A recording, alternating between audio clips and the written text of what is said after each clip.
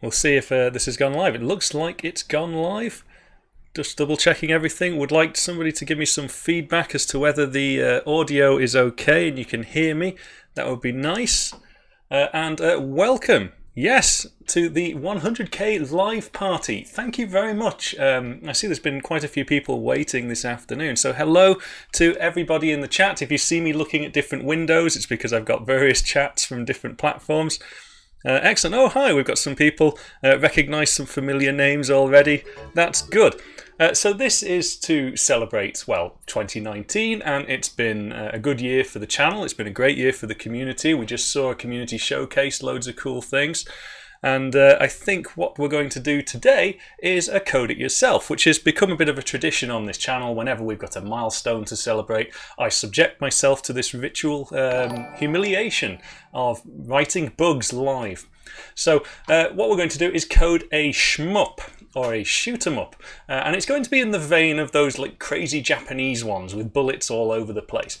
And we'll see how far we get, because I'm not going to stream for hours and hours and hours. So we'll see how far we get today. Hopefully we'll get a nice framework in place. And that's really what I'm aiming for, because I've got a little prototype I've put together, so I'm not coding it completely from scratch. We shouldn't be getting too lost like we did in the 50k. I remember getting lost there, that was embarrassing. But what I'm hoping to provide is this framework, which is really extensible for creating your own shoot 'em up. So I'll just have a quick glance at some of the chats just to see what's going on. Wow, quite a few people have turned up already. That's really good. Thank you to those with lots of nice messages. I'm not going to read them all out now. I will say some things before we start. There is a prize draw. The link should be below the video that you're currently watching. There are 4 25 Great British Pound Steam vouchers up for grabs. It's a lucky dip draw, and you've got to answer a silly question, which should also be on the screen, I think, for you to see. Read only my messages. There you go, Red Cat. Right, so I think we'll just get started. So the idea is it's going to be a shoot 'em up, like a side-scrolling shoot 'em up with lots and lots of bullets. But I was quite keen to have a think about how we structure an engine for that. There'll be a few other announcements as well. I'm going to keep getting distracted until we get settled. Thanks for the congrats. What are we doing? We're programming a shoot 'em up game in the style of 1942, which is that really horrible one for the NES, but we'll be adding a bit more flair to it. Certainly a lot more particles, because we like particles in these live specials. I know some of you like to code along. That's fine. I will be probably going at quite a pace, but I think the gist will be quite acceptable for most of you. I'm going to be leaning quite a bit on what is so-called modern C++ in order to get things done. And this has come out of a drive of witnessing some conversations on the Discord forum about people not necessarily exploiting some of the things that modern C++ has to offer. And hopefully I can demonstrate through the course of this video that if you really do lean on the tools, you can get things working very quickly. As much as possible, I'm trying to keep up with the chat, but it is going a little bit fast. So if I do miss your messages, they're all recorded, and that's one of the reasons I like to put the chat on the screen so I can go back and look at them all later. I do like to try and read them all, because sometimes you suggest some really wonderful things. There's a few moderators in the chat already. In fact, I'll just make this guy a moderator. Now I can see that he's here. There you go.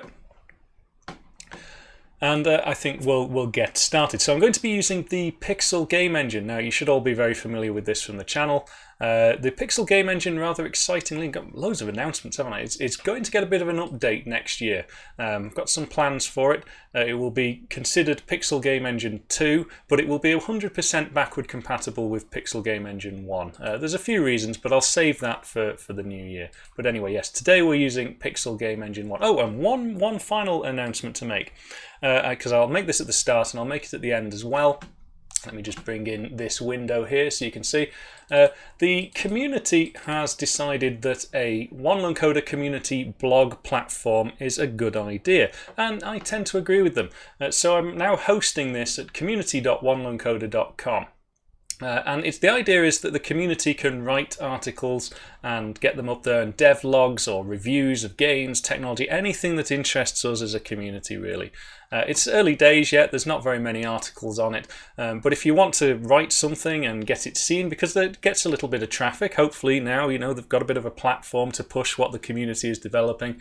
It'd be, be nice to get this sort of underway and get people involved. So if you want to write some articles, register, reach out on the Discord, one way or another, contact me, and we can see about getting them posted. And it's got things like source code highlighting and images and things. So just wanted to get that in there before we start. I'll close that down now. Right, are we ready? I think I'm ready. I'm going to have a mouthful of water because we've got quite a few people here. And I don't often stream on YouTube. I tend to stream on Twitch. Twitch is a little bit more accessible for streaming. Right, so we've got a basic pixel game engine application up here. I'm using 640 by 480 resolution, and my pixel to screen ratio is going to be 2. And all it does is create an empty window. Now, if we're going to create a shoot 'em up, I think the first thing we're going to need is a ship. So I will be glancing occasionally at my prototype because I just want to make sure I get the variable names that I've come up with consistent in the first place. So for the ship, all I really care about is where the player's position is. So I'm going to use an OLC vector floating point 2D type, and I use these quite a lot now. And I'm going to call that v player pos. Very simple start. And I'm going to need a sprite to draw what the player ship looks like. I'm just going to move my microphone slightly, so do let me know if it's a problem. And I'm going to use an OLC sprite type here. I'll create a pointer to SBR player. Now, because I'm doing this live and I want to quite a bit to get through tonight, I will be cutting some corners regarding initializing variables and deleting things, but give me a break. So I want to load that sprite, and I've created 4 graphics. I actually got them from an asset pack on Humble Bundle, and I'm just going to use these basic graphics for tonight. So I want to load this sprite. Now I've got them in a subdirectory, GFX, and I've called it 100k player1.png. So we've got a sprite. And I think we'll add some rudimentary control in on-user update to move that sprite around on the screen. So we're going to start very simply here, and then we'll build on it as we go through the video. Hopefully this will be available as a VOD straight away if you're late or you just want things to slow down a little bit. So I'm going to control the ship with the W, A, S and D keys. So if get key OLC W. Now, I don't want to respond to the events, I want to respond to the keys actually being held down. That gives it a more real-time feel. So if that's held down, if it's W, I want the player to move towards the top of the screen. So player pos, get all the typos now, I can't edit these out. Player pos minus, now how fast are they going to move? Well, I don't know yet, so I think we'll add another variable which is the player speed. Because we might want to tune that later. Let's just default that at something ridiculous. That's probably far too high for now. F player speed. So I want to adjust the Y coordinate. F player speed. Now, whenever we're doing movement, and if you've watched the channel, I'm gathering the people that are here tonight are not brand new to the channel, so you'll know that we use F elapsed time to modulate the movement across the screen. So we've got it going up the screen there, and we'll have it going down the screen. Down being positive, of course, when we hold down the S key. And we probably want the same for the X axis as well. So that'll be the A and D keys. A and D, D. And instead of Y, we'll change those by X. Very nice, so very simple. Have I got that the right way around? So A is going left, so yes, that's going to be reducing the value. I'll just have a quick glances at the chat. Fruit pastels or jelly tots? I really do like both, but I think, I occasionally want to treat myself to jelly tots. So that's an exceptionally British thing. Right. So now I've got the player movement, let's just draw the player. And the reason I'm showing this first is it's also a nice demonstration of just how simple we can do things using the Pixel game engine. So we'll basically have, in our main loop here at the top, we'll have user input. And you know what, we'll flag these as input. In the middle here, we'll have all of the mechanics and movement. I'm going to call those, oh, not that. I'm going to call these gubbins. Ooh. Just got a subscriber via Twitch. Thank you, Lord Chrissy. Thank you very much. We'll have gubbins for there, and then we'll have display at the bottom. Gubbins is an English word. I'll let some of you look that up. Oh, hey Gareth. Hi, nice to see you there. Right, what was I doing? I was drawing a ship. I got distracted there by a subscriber on Twitch. So I'm drawing the player, and that's very simple because it's just going to be drawing the sprite at the location that we've just been creating. So take the vPlayer pos variable, and I'll give it this sprite for the player. And I'm not going to scale it or anything, so that's it. So I think right now, oh yeah, we'll do one thing. Before we draw the sprite, we'll also clear the screen. Now we're going to be in space, so that's very simple. We're going to clear it to blank. Oh, thank you very much, Gareth. It's good to see you again, Gareth. Right, so let's just compile that, make sure we've got everything set up correctly. So all I've done is create a standard Windows, this is a console mode application, but it doesn't, yeah, it does need to be a console mode application, I think. And it just include the Pixel Game Engine header file. I've gone ahead and included a few standard library files, which I know I'm going to be using later on. So let's just see, what does this look like? Oh, already nothing at all, and that's because my player has not been initialized to somewhere useful. So I'll initialize that to here. I'll put him roughly in the middle of the screen. So I'll have screen width divided by 2 and screen height also divided by 2. Don't need the bracket there. vPlayer pos has been initialized. We've got movement, player speed might be far too high, but we'll see. vPlayer pos. We're drawing them. Okay, let's have a look. Oh dear, first error. Ah, that's because I know, yes. This is something that started to frustrate me a little bit. Is the C compiler has become very, very trigger happy about casts like this. So we might see a lot of casts tonight.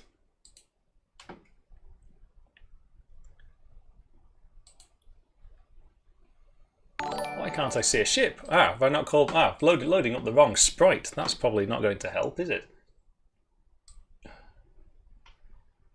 Where is my sprite?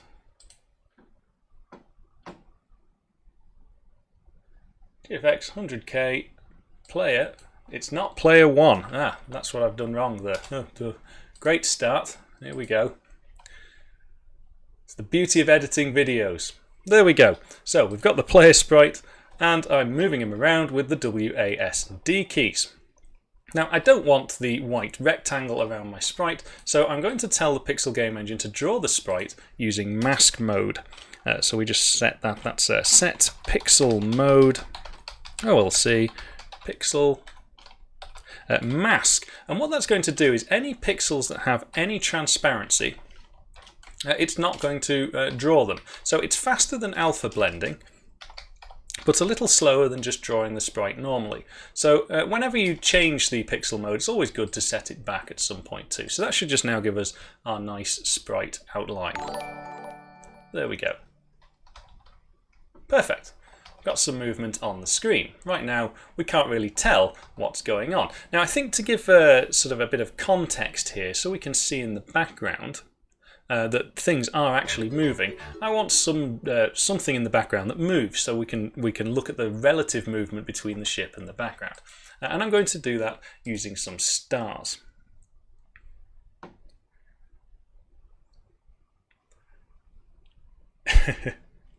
So I'm just catching up with some of the chats here.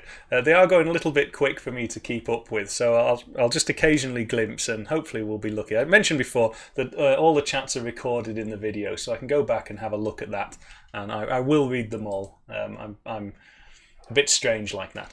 Right, so we're going to add some stars to give the impression of movement, and I'm going to create an array of stars, and very unusually, because people shout at me now for not using Modern C, I'm going to use standard array. And all of my stars are also going to be 2D coordinates.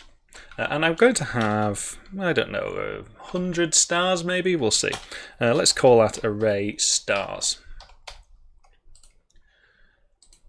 And I'm going to initialize this just with random coordinates for the most part, because I don't know where my stars are going to be. So I'll do this initialization in onUserCreate. So let's do that here. I'm going to use a little auto for loop through my array of stars. That's one of the advantages of using the standard array. And just set the value to some random number based on the screen dimensions. Now, I'm going to have to use I'm going to use rand. I'm not going to get stuck into all of the complexity of finding a Mersenne twister and all that sort of nonsense. So what I'm going to do is just rand the screen width, rand mod. That's what I need to do. Rand mod the screen width. There we go. For the x, and we'll do the same for the y. Just making sure you can see these things on the screen. Yes, you can. I'm not coding in an area that's covered with overlay. So we'll have rand mod screen height. There we go. So a single line there will iterate through all of my stars. A little red wiggly. Why have I got a little red wiggly? I messed up my brackets. Oh. Because I didn't call it S, did I? There we go, S. Perfect. So hopefully that should have now created a whole bunch of stars in random locations on the screen. So let's draw the stars, and we're going to draw them behind the player.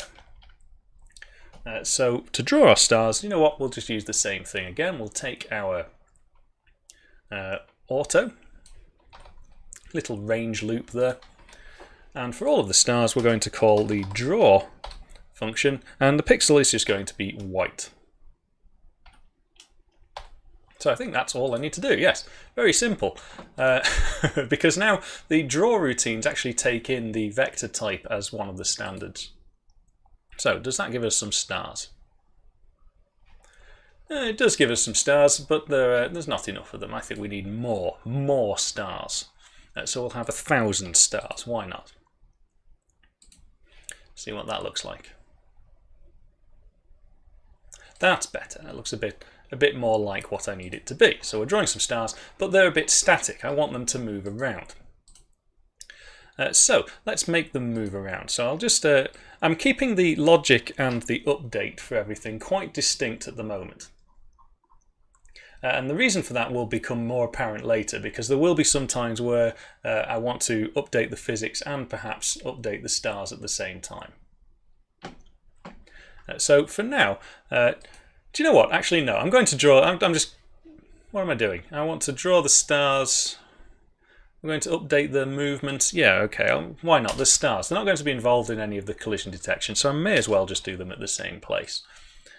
So I'm going to want my stars to move. So basically, it's an auto scroller. You're always going to be scrolling upwards through the universe. So I'm going to want a speed at which the universe is moving. F world speed, and I'll just pick a number for now, 20. And so I want all of my stars to scroll downwards by that speed before they get drawn. So I could just do it like this. All I want to do is alter the y coordinate because the x coordinate can stay in the same place.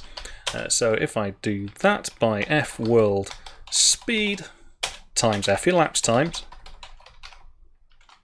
that will update the y coordinate of the star. The problem is they'll all fall off the bottom of the screen and we'll never see them again. So instead, I want to check for when that happens. So if the star has gone off the bottom of the screen, so we'll just check by comparing it to screen height, and we're probably going to need some casting in here. Then we'll choose a new x value for the star. I'm just going to borrow this line of code up here because we've already got it. Choose a new x value for the star, but I'm going to set the height to be 0.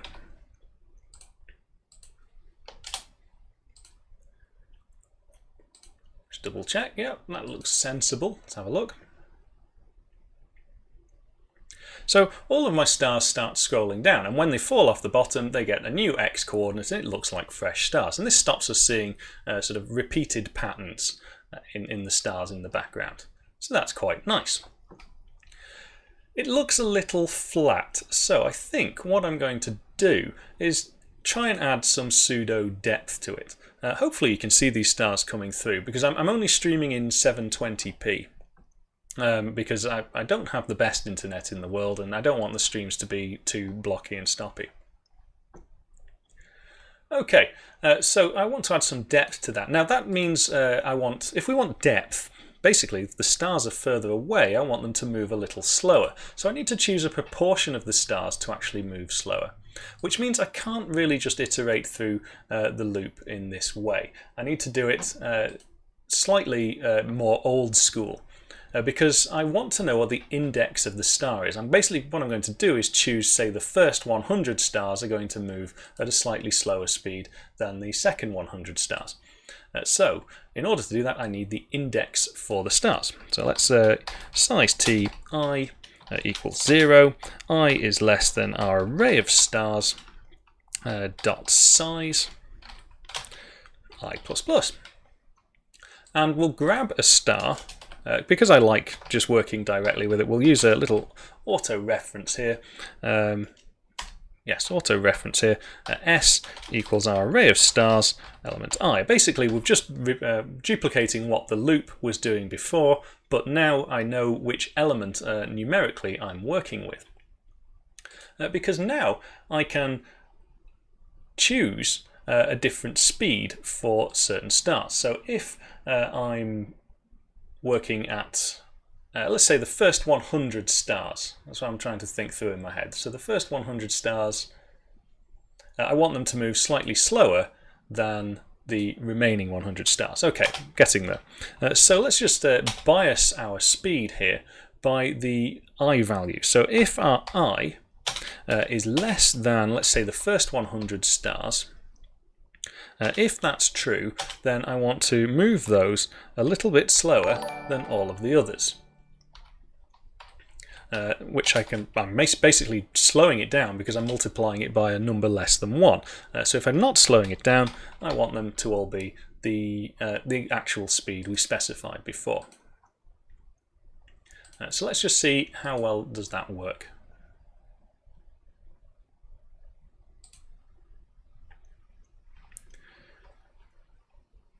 Well, there's certainly sort of a depth characteristic there. Maybe not enough stars. Maybe we want to change that to 200 instead.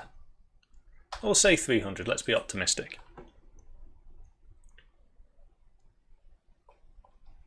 So that, to me, adds a little bit more depth to what's going on.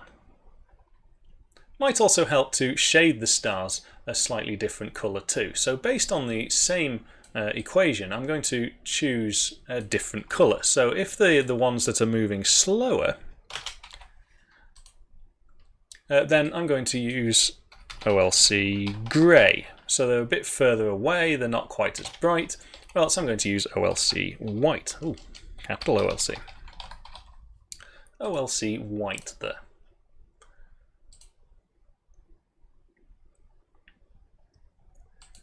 Let's take a quick look. That's a bit better. To my eyes, at least on my screen, that looks a little bit more distinctive.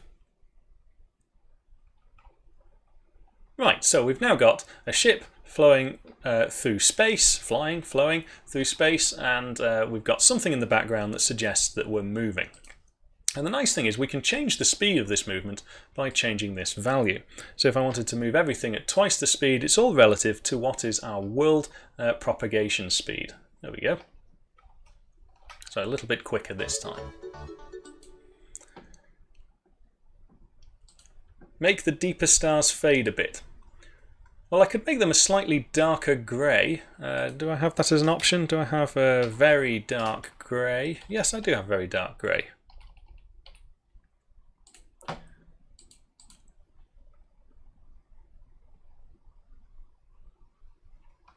And there we go. So stars in the background look quite distinctly different now. Maybe that's better actually. Yeah, I prefer that. Right, whilst we've got loads of people here, I'll just repeat some of the announcements I made right at the start. There is a prize draw. There's a link below this video. There are 4 £25 Steam vouchers up to grabs. A big thanks to everybody that supported the channel this year, because you know, it's been a fantastic ride, certainly, and the community has just got stronger and stronger.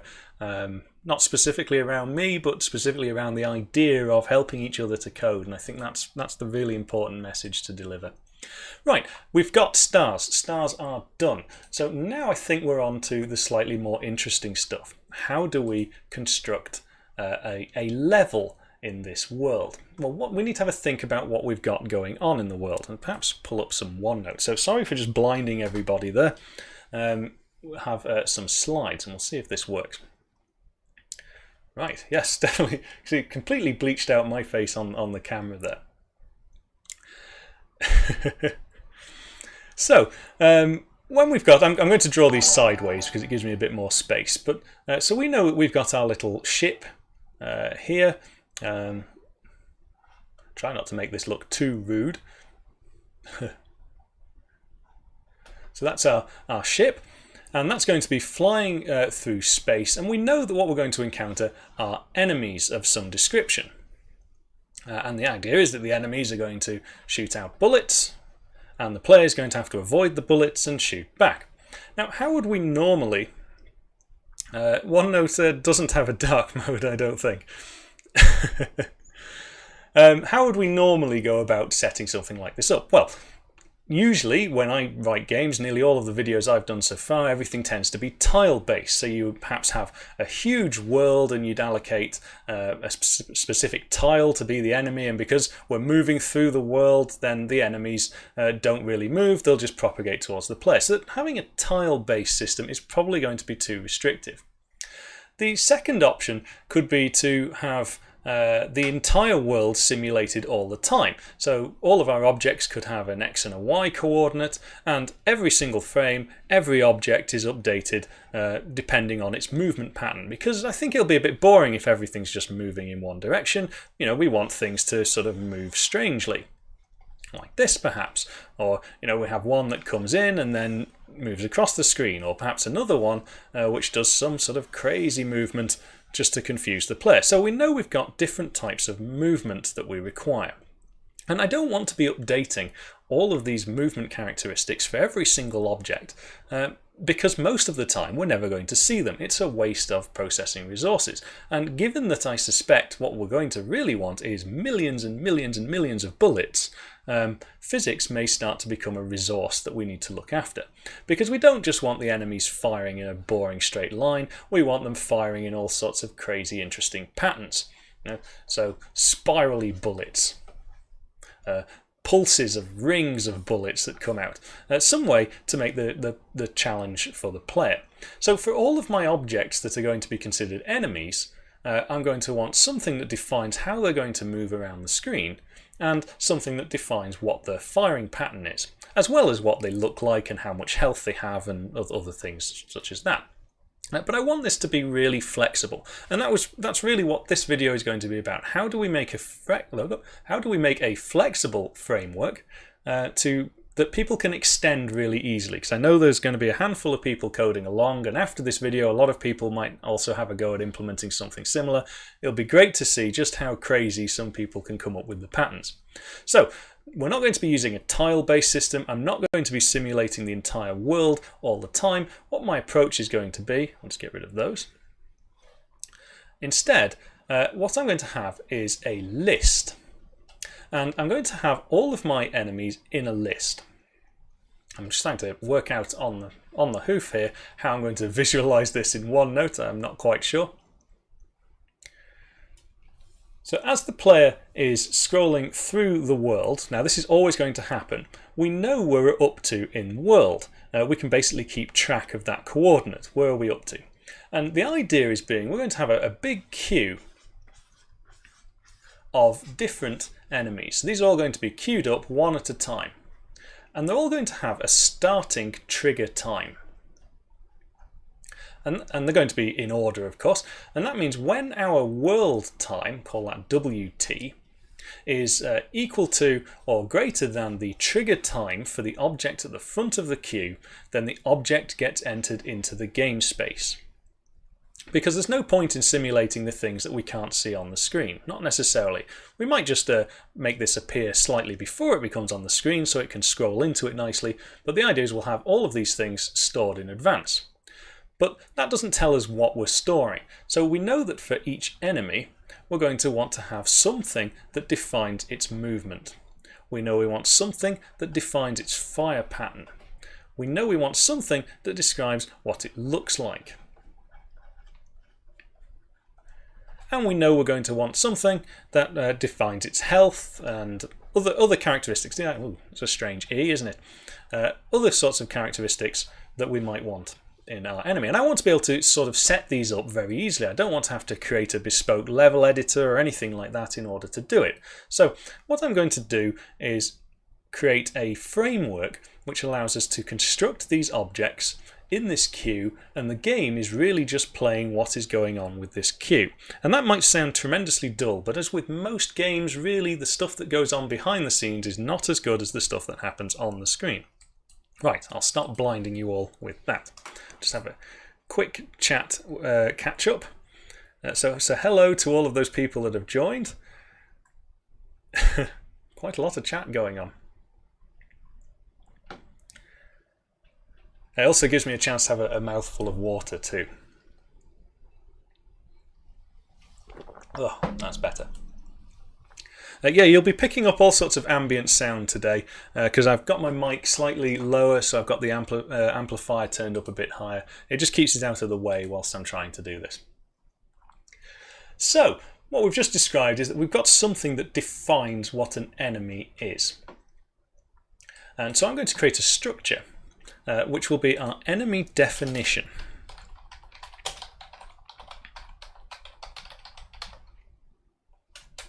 There we go.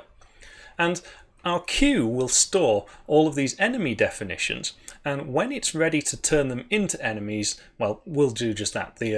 We'll have a different structure called enemy, which is the on-screen entity doing its thing, and it will be defined by what is in this enemy definition.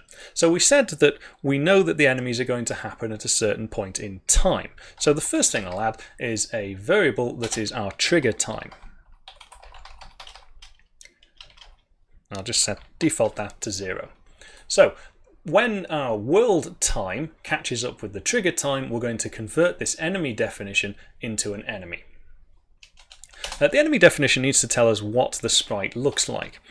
So I'm going to use a uint32 for this. I've only got 3 sprites for this particular video, but that's going to be our sprite ID, which now is probably a good time to actually load those sprites.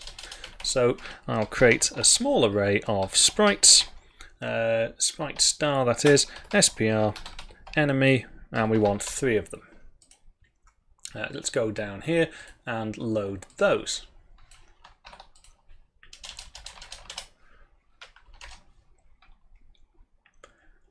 We'll just do some vertical cursoring.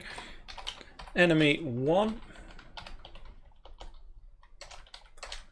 1, 2, and 3, and these are also going to be sprite enemy.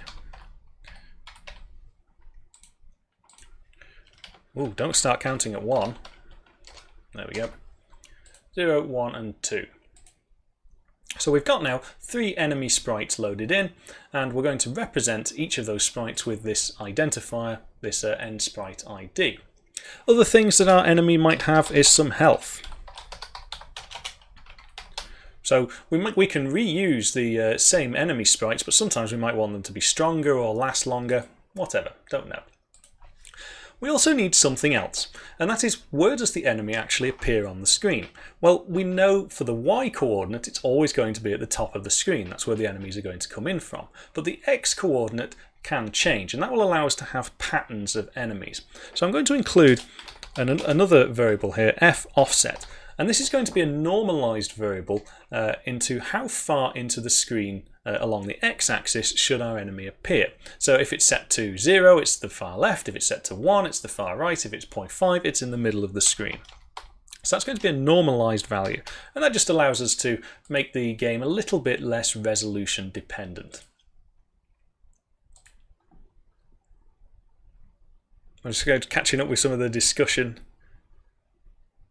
here. Can the OLC sprite load a PNG? Yes, it pretty much only works with PNG files. This isn't the console game engine, this is the Pixel game engine, slightly different.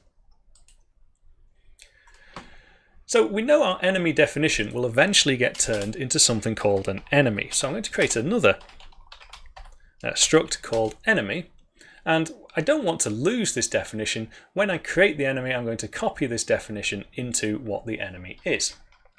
But our enemies have a position in space, so we'll give these a vector for themselves called pos, and we'll give them the definition. Enemy definition. Def, we'll call that.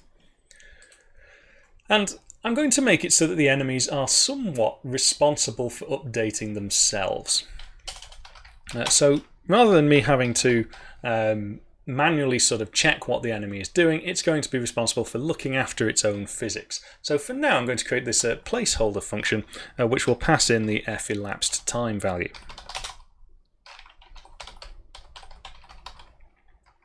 We'll come back to this and probably add a little bit more to it later. Now we said we're going to store all of these definitions in a queue, well, a list in this case, and we're going to be using lists quite a bit. So I'm going to create a list, and it's going to be of the enemy definitions. And I'm going to call that list spawns. I'm just going to make sure that that's what I called it before, because yes, list spawns, that's good. And it's going to be this list that defines what our level really is. So let's have a look at how we would go defining the level so far. So I'm just going to use an initializer list. Now you could wrap this up in your own function to go and create bespoke levels in the case of a reset or whatever, but for now I'm just going to assume that once you've run out of enemies, you've run out of enemies, and if you get killed, well, we're probably not going to get as far as implementing death, but we'll see. So for each type of enemy that's coming into the game, I want to populate this enemy definition structure. So I can see here that the first element that we're going to add is how long before, and I had to do some experiments on this, so I'm just going to grab some numbers so we're not too busy looking around later on. How long before do we start the enemy appearing on the screen? In this case, it's going to be 100. It was a double, wasn't it? It wasn't a float. It's going to be 100 sort of game units before the enemy appears. So this is not necessarily time, but it's more sort of this artificial game unit world position location. And we're going to use give it a sprite ID. That was the next parameter, wasn't it? Yep, sprite ID. We'll give it some health. That was a float. And the last one, where do we want it to appear on the screen? Well, we probably want it to appear halfway along the x-axis.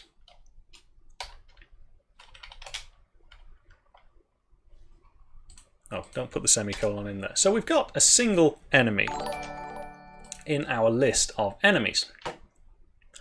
We need to work out where on this list we're up to in our world now. And that's quite easy, because we've got our world speed here. I'm going to create another double value called our world position, world pos. And we'll default that to 0 to start with. But every frame update, the world pos changes. We've got f world speed times f elapsed time. So this auto scroll effect has the effect of continuously moving through the world, and it's going to slowly increment our world position. No, Luby, a list it's not quite an array, no. So now we've got this permanently increasing world pos value. What we can do is compare that with the items on our queue and see if we need to turn any of our enemy definitions into enemies. And there might be several enemies all at once. So I want to check first of all that my list of spawns is not empty. Because if it's empty, then there's nothing left to do. So if it's not empty, and our current world position is greater than or equal to whatever is at the front of our spawn list,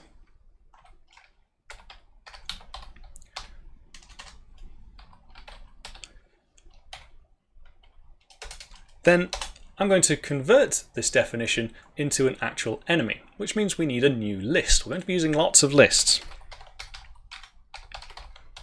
And we'll have, this list will be of our enemy structure.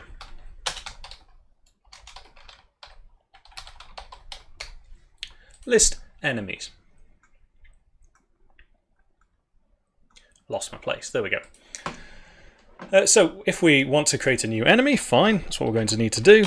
E we'll call it, and we want to just copy over the definition to begin with. e's.def equals the current front of our list. So list spawns dot front, just copy that over. It might be a little bit redundant, some of the information on there, but it's just going to be at the front of our queue. Now we want to set the enemy's position. So we know that it's always going to have the Y value set to the top of the screen, but the X value is going to change a little bit. So I want to set up this is an OLC vector floating point vector 2 type. So the first one is going to be our X axis. So I'll grab the definition. You know what, I'll just grab the e.def dot f offset times our screen width. So that's taking that normalized offset and putting it somewhere in screen space. Don't need that there. There we go.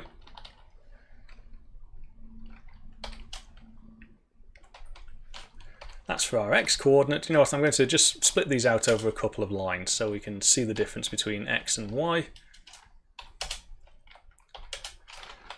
And our y coordinate is always going to be 0, 0. Although it's probably best not to set that directly to 0, 0, else the enemy will just sort of pop in at the top of the screen. So I want to take the height of the sprite that we've loaded and subtract that. So we've got our sprite array of enemies. We know that we've got our e.def.id. Yes, sprite ID, even better. So that's going to, we can get the height from that sprite. And that's all we need to do. So that means the enemy is not going to quite pop in from the front. So I'll just convert that over to a float.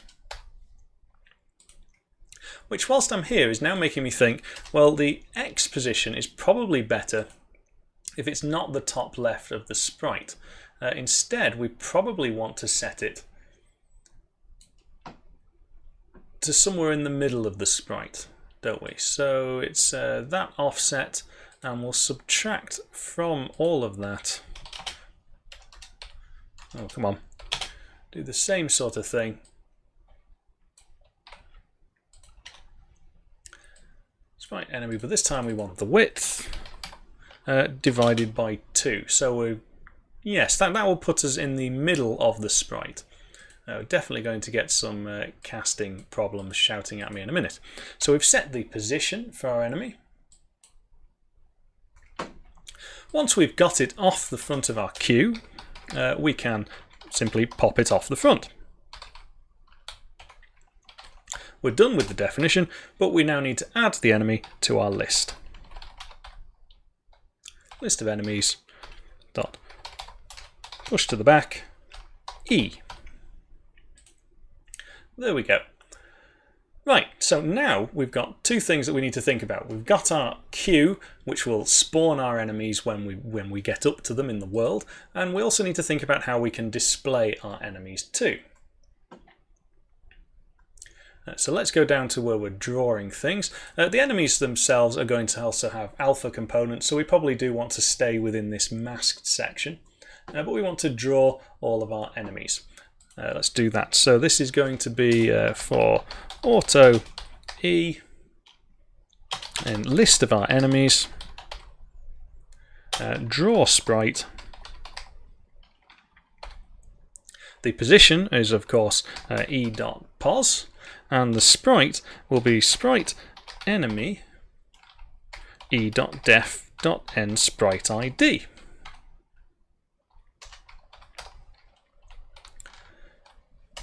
So that allows us to make sure we're drawing the sprite associated with that enemy. Very nice. Now, so far, all that will happen is our enemies will pop into existence. They need to somehow move, and that's what we've not got yet. We've not included how do our enemies move around the screen. Tell you what, I'll just have a mouthful of water because I can feel my throat going. This is C++. Just catching up with some of the chats.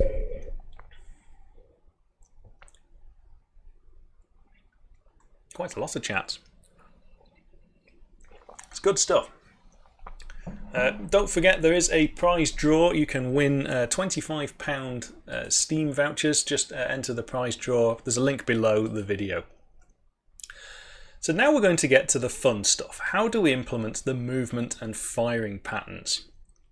Because so far all we've said is at a certain time after the player has started, an enemy ship has popped into the screen. That's all we've got. It doesn't say anything about how the enemy ship moves around. Well, this is the bit that I wanted to be kind of extensible, because I think it'll be fun for the community to take some of this code and go away and create the most extreme and crazy shoot-'em-up games you can think of. And I'm going to use something which is a little unusual perhaps on our channel, but I'm going to use some modern C++. I'm going to use the standard function type. So instead of what you might normally expect me to do is go and create different classes and use polymorphism to sort of encapsulate all of this movement behavior, I don't need to do that really. All I want to do is have a function associated with the movement and a function associated with how the enemies fire. And when we need to update the enemy's position, we can call that function, and that function will represent that movement pattern. So that's why we've got this sort of little update function in here. And I'm going to, instead of just having a big switch case statement in this update, I'm going to allow us to basically link in a function that describes the movement directly into the enemy. So in my enemy definition, I'm going to add a standard function pointer, and the type is going to be it's going to return void. Doesn't need to return anything at all, but it's going to take in a reference to the enemy itself. Now we'll just need to forward declare that enemy up here. Enemy, there we go. I'm going to take in a reference to the enemy that's currently being updated, and I'm going to pass in some additional parameters. I just want to make sure I get the order consistent with what these parameters are. Right, so they're going to be the elapsed time, because that's what we needed down below.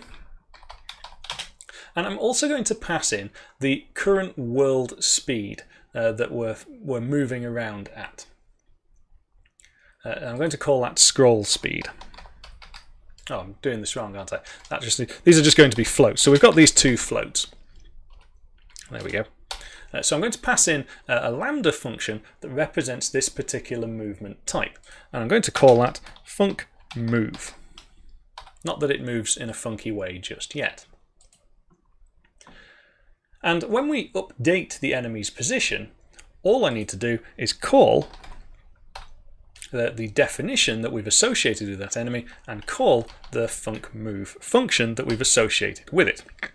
In which case it's going to be the enemy, and then it's going to be the elapsed time that we've passed in here. And I also need to know the scroll speed. Because the world is scrolling at a speed that we've chosen, it's no good letting the enemies just move around not knowing that speed, or else they won't move relative to the rest of the game. So I want to include this scroll speed parameter too.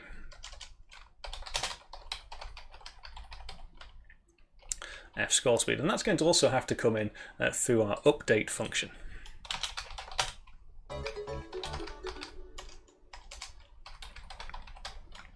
Hopefully when we start visualizing things in a minute, this will make a lot more sense.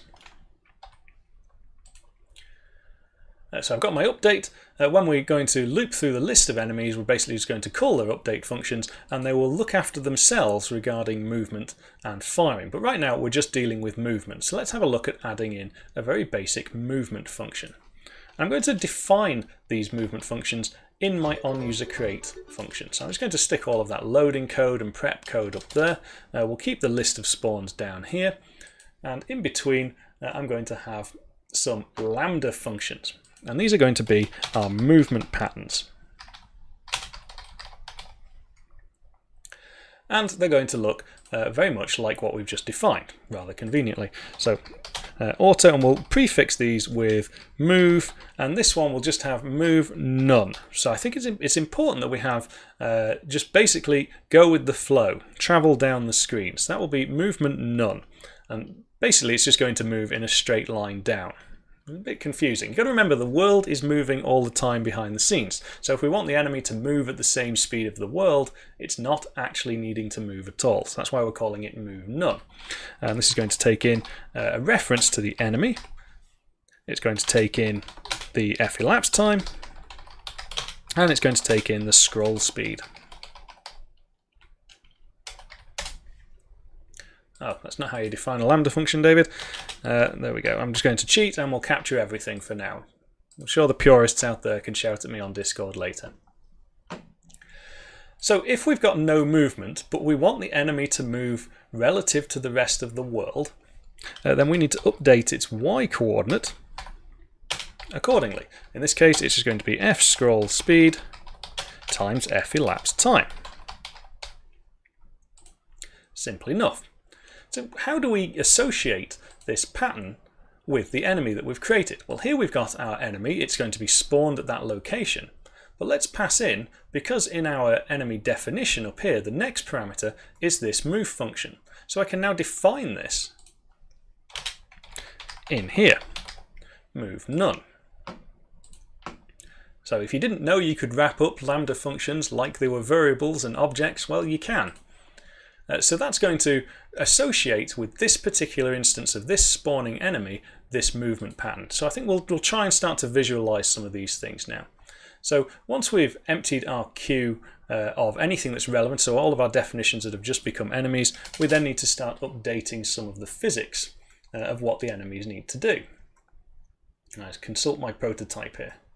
Let's make sure I'm getting things in the right order. Yes, very good. So we'll now update the enemies. And the nice thing about this approach is everything slowly becomes one-liners. So for auto, we want to get auto reference E, list of enemies. We just want to update them. So E, update. We'll pass in our F elapsed time. And our F scroll speed, we actually called it something else, didn't we? We called it world speed or something like that. Yeah, F world speed. I'll just run with it for now. So we pass in those two variables. That's going to update. Not well. Let's walk through it. So we'll go through each enemy in our list of on-screen enemies.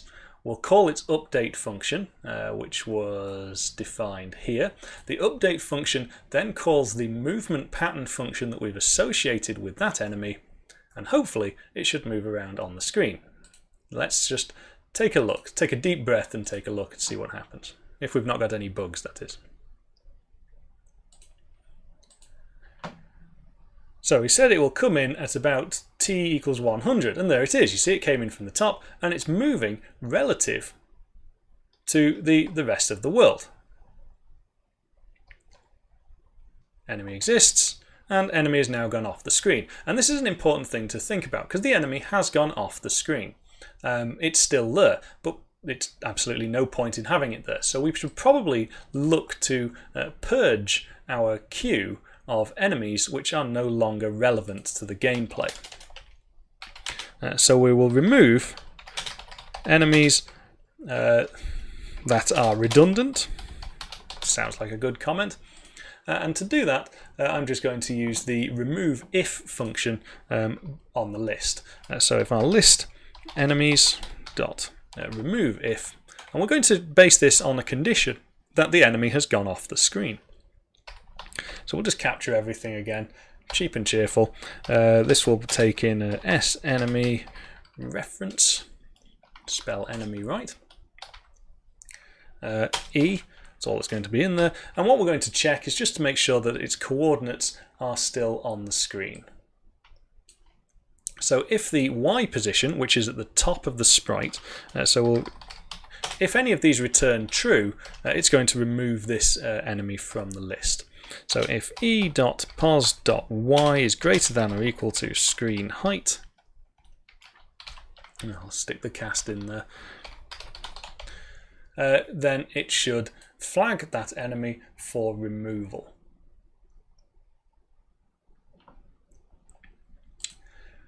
Are there any other conditions we might want to remove an enemy? I think there are, because, just trying to think ahead here, our enemies, where did I define them? Our enemies have health. So if we shoot the enemy and its health goes below 0, we also want to remove the enemy. So let's stick in that condition as well. So we've got sort of two conditions for removing an enemy from being on the screen. I'll just use a logic OR for that. So if the enemy definition dot health is less than 0, less than or equal to 0.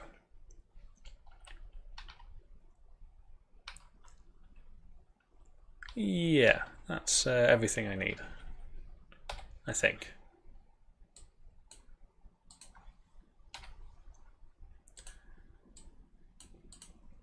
So we're updating our enemies and we're removing them if they're off the screen. Let's just add a few more enemies in different locations.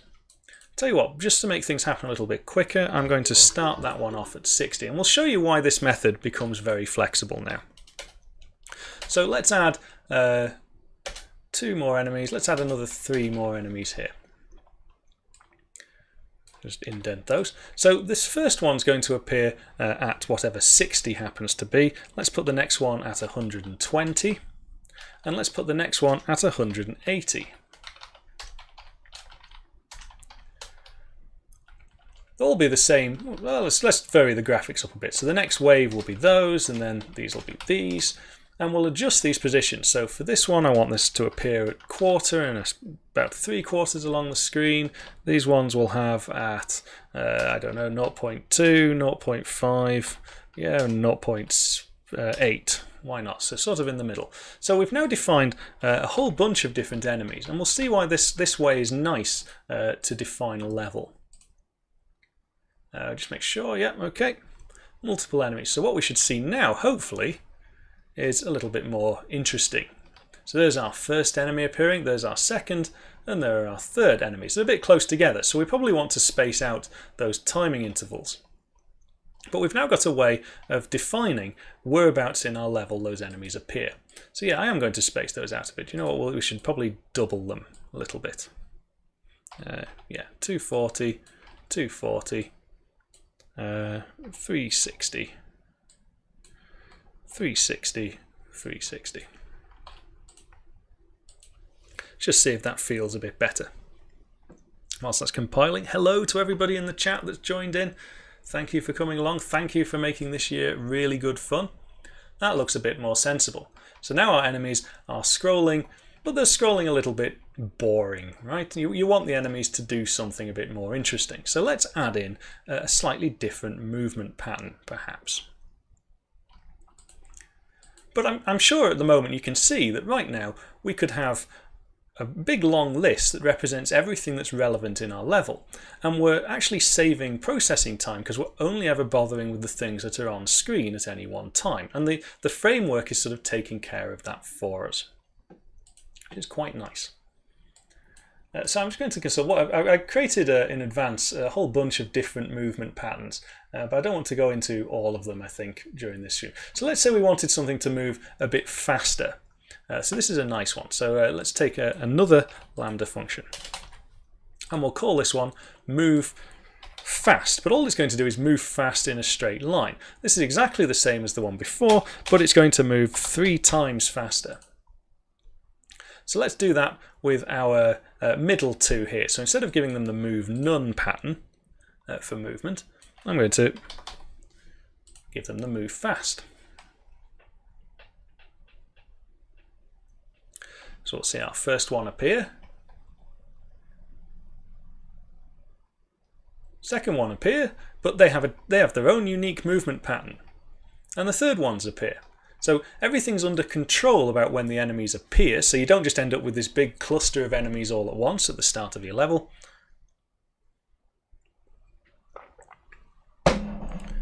And it becomes quite a flexible way of doing things. So hopefully now you can see we can easily start adding in more and more movement patterns. There are some problems, and we'll address those too before the end. But let's add in something a bit more fun now. Let's add in some firing patterns. Maybe also ridiculous and ludicrous speed. we could have some insane modes later on. I'll leave that up for you guys to do. I will try and make sure that the source code that we hacked together today is available straight after the stream anyway. Usually I'm a little bit lazy regarding that. So we'll take a very similar approach, but we'll add in some firing patterns. Now this means we have to add in a few more objects yet, because we're not quite done. Ugh. Going at a good pace, I think. Yeah, a good pace so far.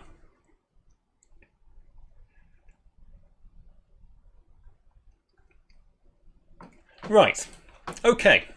Bullets. Bullets are a little bit more interesting because bullets need a direction as well as the current position on screen. And they also need the ability to be consumed. So if a bullet hits the player, it needs to disappear. You don't want the bullet to hit the player on successive frames, or else the player doesn't stand a chance. We also, in the same way as we have the enemies, we need the bullets to be able to come off the screen.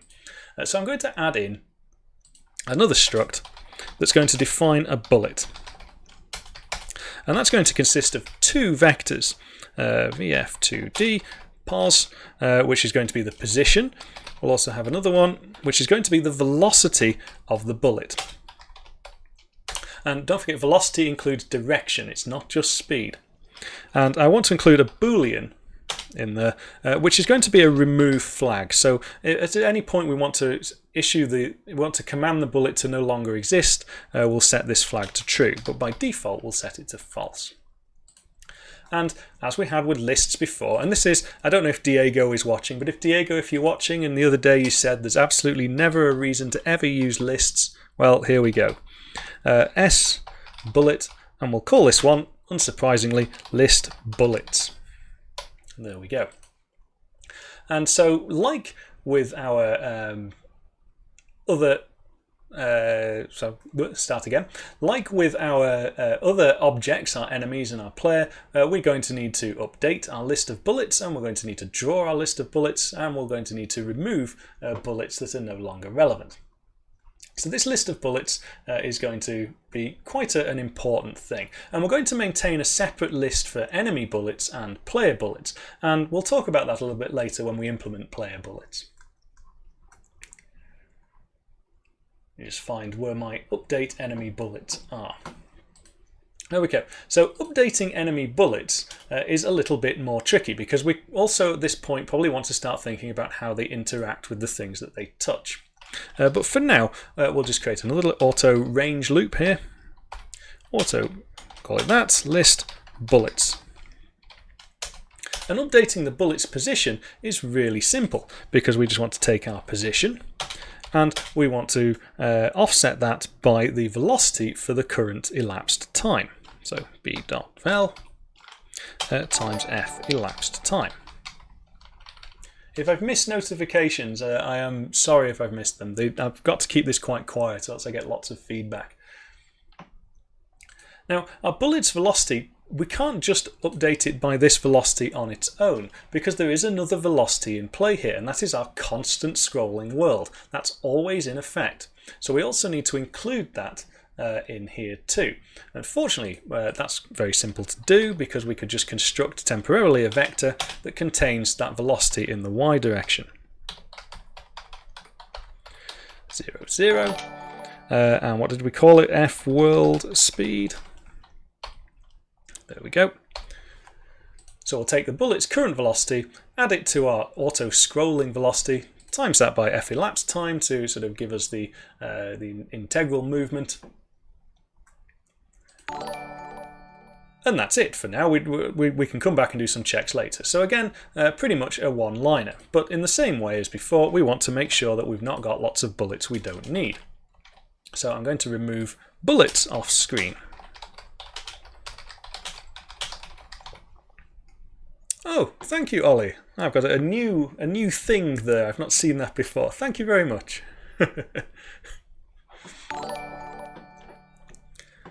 Yes, tea. I could really do with some tea. I only prepared myself with some water. Right, so this time we're going to remove our bullets in a very similar way as before. We removed our enemies, so nice that this remove if function exists. You'll notice I've not created any pointers anywhere, so we're quite happy just removing things from the list. That's no longer an enemy, that's a bullet. But the check is a little bit more involved this time. So we want to check, firstly, if we're off any side of the screen. Oh dear, come on. b.pos.x is less than 0, then bullet has gone off to the left of the screen. Or b.pos.x is greater than screen width.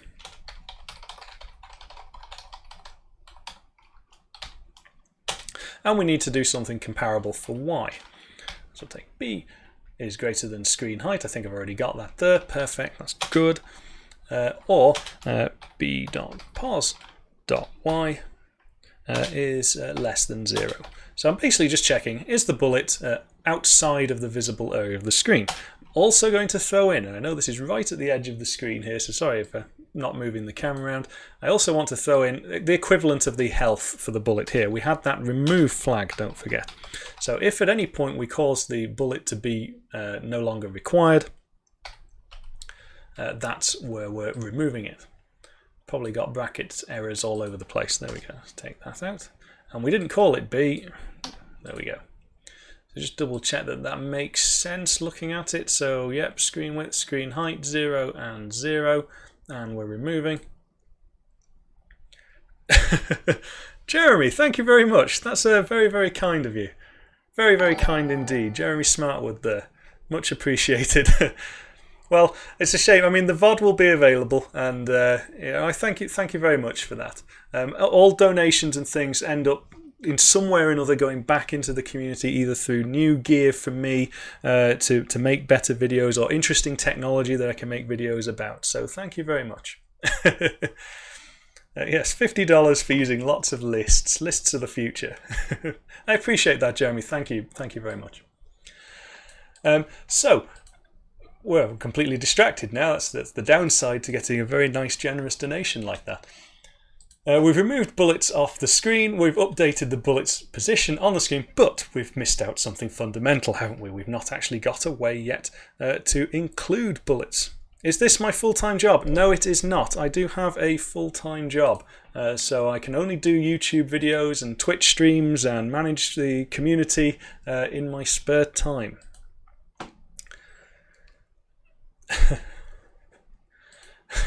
And that's why one of the reasons we're having a party today at the end of the year, because this will be my last video for the year, and it is customary, at least in the last 3 years, that at Christmas I take a little break.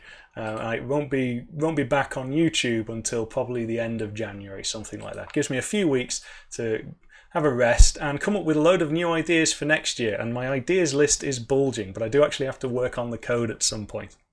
Would I like it to be my full-time job?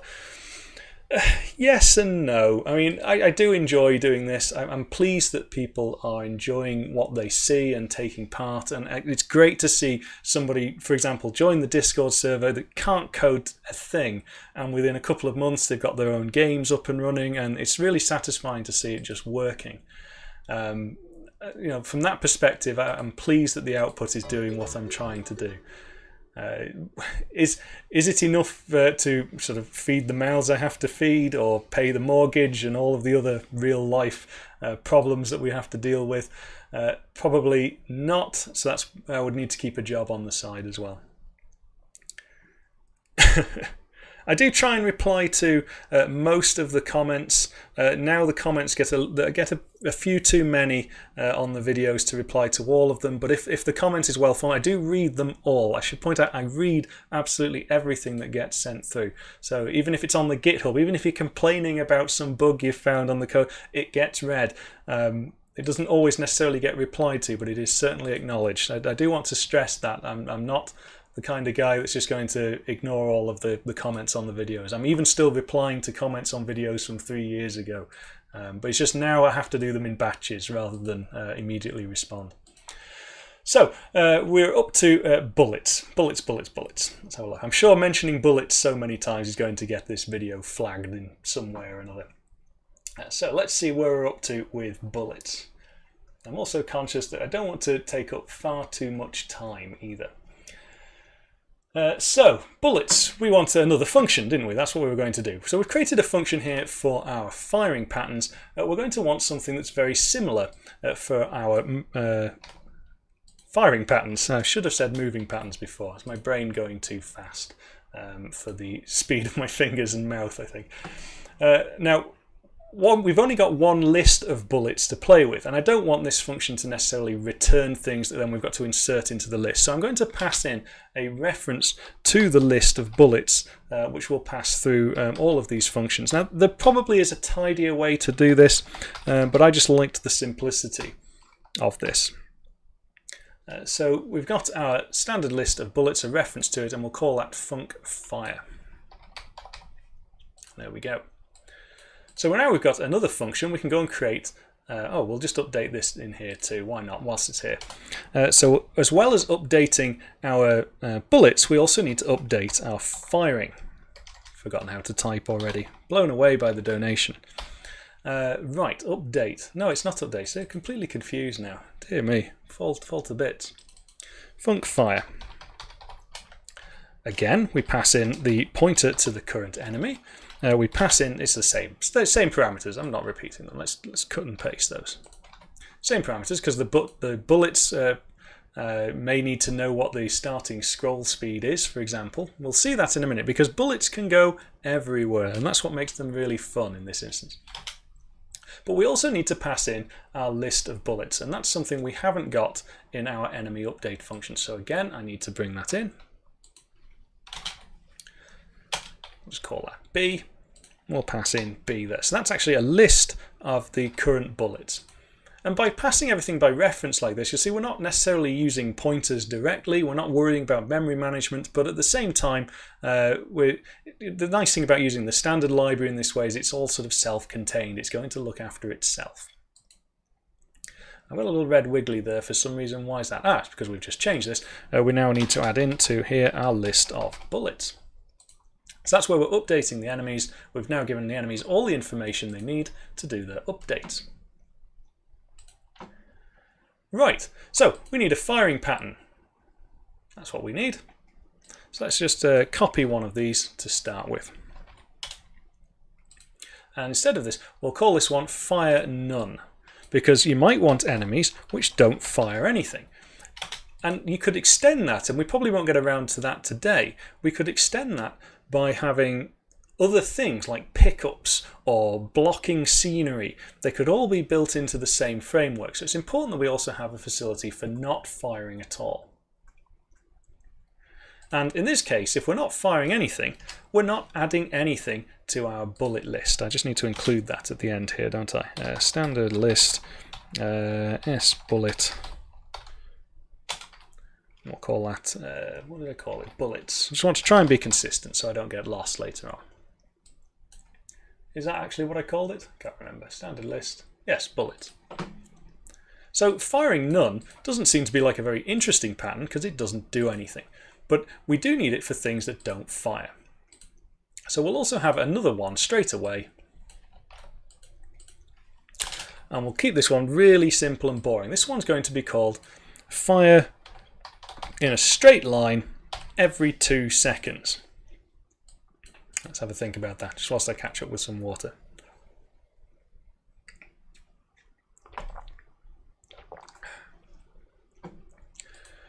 Right.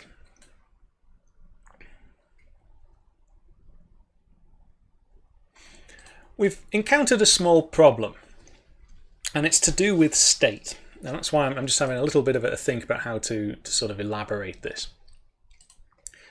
Right now, every frame we're calling our update function. So every frame we're updating the object's position, that's fine. But when it comes to firing patterns, we don't want to just add bullets every single frame. We want to sort of store a delay, or we want some sequence of triggers or events or something in order to allow us to fire the bullet. Or else it would just become a screen full of, well, bullets, like in a bad way, not in a good way. So we need some way of having some temporary state information that's persistent between these calls. Now, if this was done in an object-oriented approach, that's fine. In the class, we could store lots of information about the firing pattern, and we'd let polymorphism sort it out. We don't have that option available to us here. But what we can do is, we know that we've got this enemy object. We can associate some basically scratch pad RAM with this enemy object that the firing pattern lambda function can use to do with whatever it wants. Now that might sound a bit strange, but basically we know that our firing patterns are never going to require a huge amount of data. So let's provide a bunch of small amount of temporary variables which are local to the enemy, and that way we can store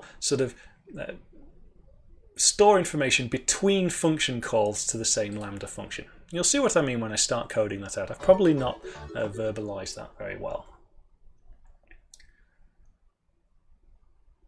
And I'm just trying to find the relevant part. I just want to make sure my variable names are the same. So our enemy here, after we've defined the position and definition, we want to associate with this just some temporary storage for these functions to use if they need them. And that's what's going to allow us to do far more interesting patterns, because we're allowing the enemy to maintain its own local state, not some global state. So they won't all fire at the same time. They won't all fire in the same direction. It's going to be quite unique per enemy. And I just want to provide some temporary values. So I'm going to provide 4 floating point values here.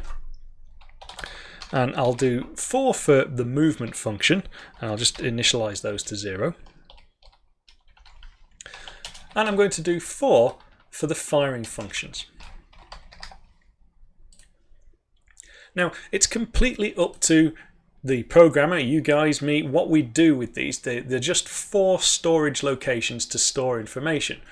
So you need to monitor that and keep track of that in your functions. But for example, we want to fire something every 2 seconds. So somewhere in this particular enemy's firing pattern, we need to accumulate that 2 seconds so it knows when to fire. So let's put in a small const expression here, float f delay. So if we want it to fire every 2 seconds, we can put that in here. So that's some information we can tweak later on. But now I've got those storage locations. For the firing pattern, I'm just going to use storage location 0. Like I say, they are meaningless. They're just there. As long as you're consistent with them, that's all they're for. I'm going to accumulate f elapsed time, because what I want to check for is, has my accumulation gone beyond this delay? So if e.data fire 0 is greater than or equal to f delay, now I want to fire a bullet. Not necessarily every frame. And we wouldn't have been able to do that without having this sort of intermediate persistence stored in the enemy object. Let's have a quick look at the chats, because they are flying by on my screen. Is going to teach how to make Super Mario Brothers. I've actually done a video on a simple Super Mario Brothers like thing. So it's called a Code It Yourself platform game. And then if you want to go even further, you can emulate the actual Super Mario Brothers. Why not use statically declared variables instead of a pre-allocated array? It seems that you'll use the array for each firing pattern in a roughly similar way. Yes, I can't create them statically because each enemy might have its own unique set of data. So that's the first thing. So if I'm accumulating this delay, that delay is now relative to when that enemy came into existence, not necessarily all the time. So it does need to be local to the enemy. Now, what was the second part of the question before it disappears? It seems that you'll use the array for each firing pattern in a roughly similar way. Yes, and I understand what you mean there. So it's probably that always will use data fire 0 to accumulate time in some way or another, but not necessarily. That could be completely up to you. There's also another interesting part here is that you've also got the movement data available to you. Now I won't exploit that in this video, but you could change the firing pattern depending on current movement states as well. So you could actually end up with different firing patterns being called to give you very sort of exotic behaviors of what the enemy is doing. But anyway, we've now got to the point where we're ready to fire a bullet. So in this case, I'm going to, because I want to maintain the timing to be accurate, you don't just set this back to 0, you subtract from that your current delay, because it's very likely that eDataFire has gone a little bit over what delay is, and you don't want that error to sort of accumulate. So that's a bit better. At this point, we want to create a bullet.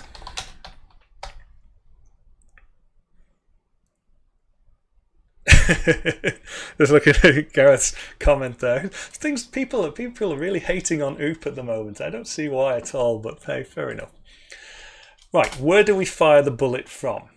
So in this case, we're firing straight ahead. So the bullet's got to come out of the enemy at the front in this case. So we'll specify the bullet's original position to be the same as the enemy's current position, plus, and we want some offset vector. Now I'm going to cheat a little bit here because I know the sizes of my sprites already. Now this is only to save time and to save me typing out lots of code. In the code I'll upload, I'll probably get around to changing this to be a little bit more flexible depending on the sprite sizes. But to save me interrogating the sprite sizes every single time, I'm just going to hard code in some numbers. So this is bad. My sprites are 48 by 48 pixels. So if I wanted my bullet to appear at the bottom of the sprite, I've got to increase the sprite's height here. So and offset by 24 pixels to make it come out of the middle. So VF2D, I know it's 24 pixels in and it's 48 pixels from the top. So in my prototype I've actually gone away and made it so it works out what all of these values need to be, but I think we'll be here for quite some time with all of the different patterns that we want to get through. So we've specified where the bullet is going to start from.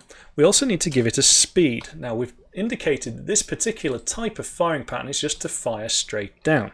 So b.vel equals, we want to create a new vector, no x component to the velocity, and we want our bullets to move quickly. 180. Once we've created the bullet, we'll add it to our list of bullets. Spell it right.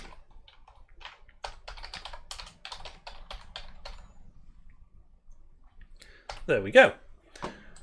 So our firing lambda function here will be called with unique data to the enemy that's associated with it, and it will, if necessary, add pre-prepared bullets to our list of bullets for processing later. So now let's just add to, we'll have to add it to, we'll add it to a couple of these. So for this first one, we'll add the firing pattern none. So it's not going to do anything. But for this second, well, let's do it for all of the others. Fire straight 2, 2, 2, 2, and 2. In this instance, we've now got everything firing except the very first craft that comes along. You know what, we'll just mix it up a little bit. Let's just put in a firing pattern there. We haven't yet drawn the bullets, have we? So we just need to draw them too. Now for my bullets, I'm going to create it very simply. I want the bullets to always be on top of the craft. So they go above enemy craft when we draw them. So it's probably the last thing I want to draw is the bullets. Right. So we'll just go auto, B, list, bullets. And I'm going to draw enemy bullets as little red circles. So fill circle is what I want. Fill circle, b.pos, and we'll give it a radius. What radius? So I don't have to figure it out later on. What radius did I give it in my prototype? I gave them 3. Seems a bit small, but that's what I gave it. OLC red. So enemy bullets are going to be red. And I'll put some comments in here so we can see what's going on. Draw enemy bullets. We've updated the bullets, have we? Yes, update bullets. We remove bullets that have gone off the screen. Do you know what? Let's just click it, see what happens. We'll probably find some bugs now.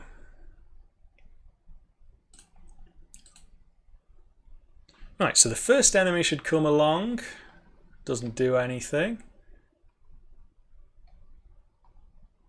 Oh, there we go. It fired. 1, 2, 3. So they're firing every 2 seconds. That seems really boring to me. So I'm going to change that to into 0.2 seconds. So every 200 milliseconds they should fire a bullet. Let's have a look.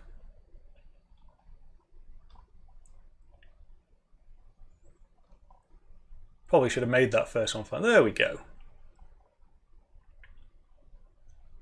Now these ones are moving slower, so the bullets have this illusion of being further apart. Very nice. Okay.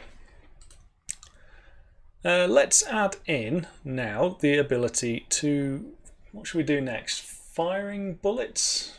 Player bullets? Don't know. Let's have a slightly more interesting movement pattern, I think. So we'll go back to our movement patterns. Now you can't have a SHMUP without some sort of sinusoidal movement pattern. So I'm going to create one here called move sinusoid, and we'll call this one narrow, because I'll create 2 sinusoidal patterns, one which does like a slight wobble and one which does a big screen hugging wobble. And in order to do this, we're going to effectively take we wanted to move in a sine wave, but each frame I'm only going to know the differential of the sine wave, and the nice thing is the differential of the sine wave is easy enough to calculate. It's what is it? I'm sure one of the maths gurus will come out. It's cos, isn't it? It's minus cos or something like that. It doesn't matter. Ultimately, it's going to look periodic. So we'll set the speed to be slightly slower going down the screen. That's what we want first. But we also we are going to need to accumulate time, because if I'm calling sine or cos of one of these functions and I use just f-elapsed time, the value is always going to be quite similar because f-elapsed time isn't an accumulation. So I'll use one of these temporary data stores that we created for the movement side of it. So e-data move 0 plus equals f-elapsed time. There we go. And I want to adjust the x-coordinate of the ship by accumulating the difference between the two the difference of the sine wave over that given f-elapsed time period, but that's easy enough because it just becomes cos times some high speed. So let's pick 50 times cos, and we're just going, it's the cos of this accumulation. It doesn't really matter what that accumulation is. In this case, it just represents time, but we could change the frequency and all sorts of things on that easily enough. And it's all of that times f-elapsed time, isn't it? Yes. So we've got a narrow sinusoid there. So basically what we're telling it is move down the screen in a sinusoidal way, but have a peak to peak of 100 pixels, because the sinusoid is centered around 0, and it's going to go from minus 50 to plus 50 relative to our starting position of the object. So let's throw that one in. Let's see what we can have. Let's have these two that are moving fast. Let's have these now moving with this narrow sinusoid. Sinusoid, what did I call it? Sinusoid narrow. Sinusoid narrow. Sinusoid narrow. So let's just see that simple change. Let's see how that affects the enemies in the game. So there's the first one, our reference enemy doing nothing at all. Our next one's come in and they've got a slow moving sinusoidal pattern. I'm probably not going to do ship to ship collision yet. We will certainly do bullet collisions, but not ship to ship collisions. So maybe we do actually want those to move at a slightly faster speed. I'm actually a bit concerned, why are they moving so slowly? If I put in some sort of slow down factor there. Have a look. Or have I forgotten to include the scroll speed? Where is my move sinusoid? Oh, I am actually just telling them to move slower than the rest of the world. There we go.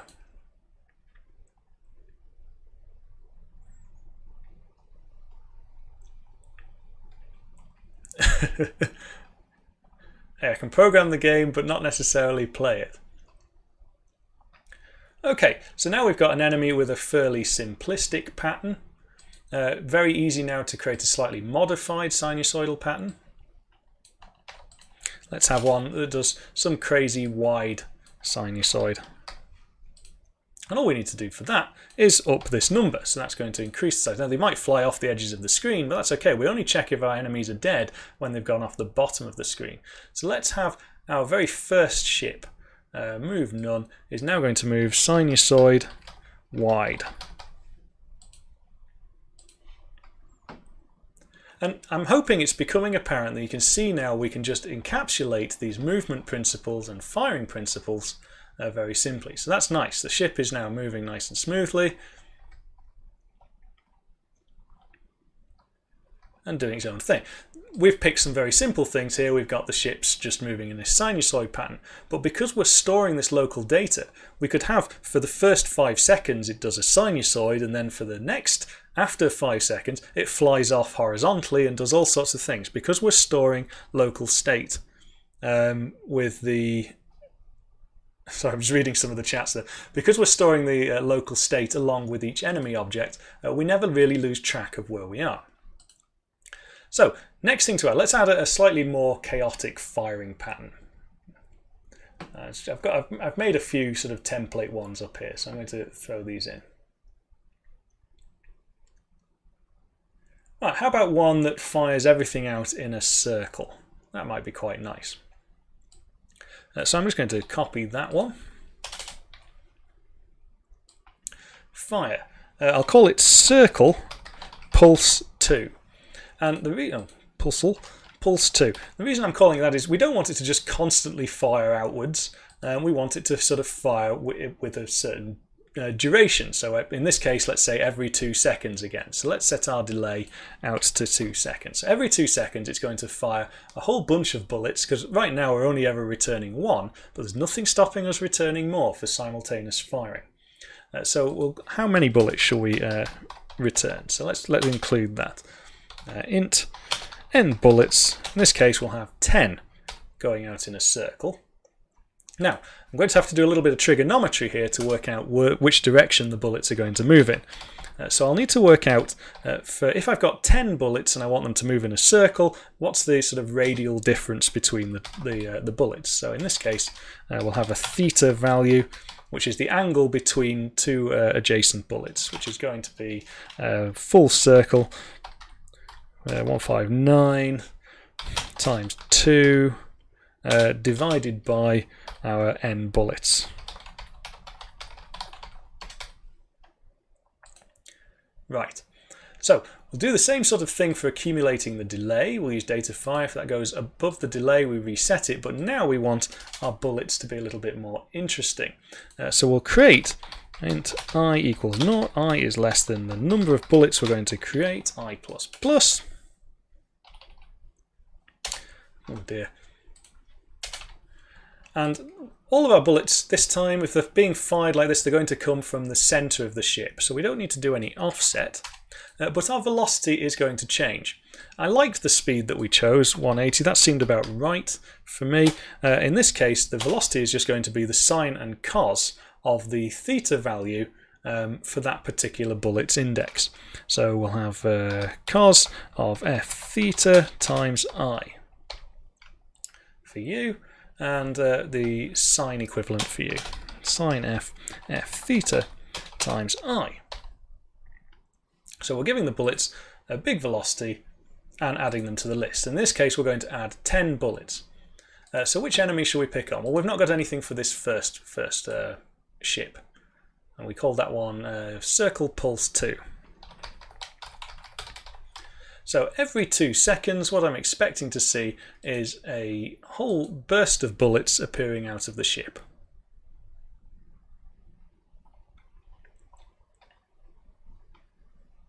one. We need to offset it to the middle of the ship. Okay, but that's now, there are firing bullets in all directions, so it's got its own unique firing pattern. So this little this thing, we did actually need a small offset, didn't we? That's top left of the sprite. I want it to be the middle of the sprite. So again, I'm going to cheat and hard code some numbers here. 24 by 24, so that'll be more centralized around it. Let's just take a look.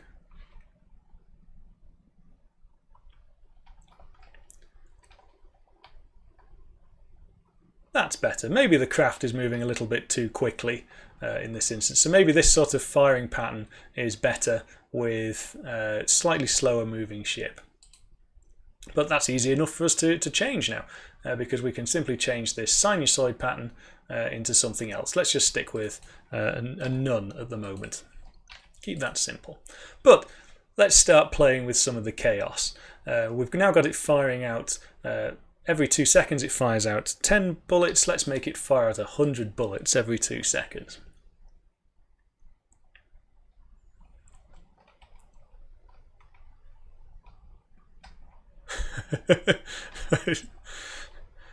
Okay, maybe 100 is a bit too many. So let's just change that to 50 bullets perhaps, and we'll get it to fire every half a second.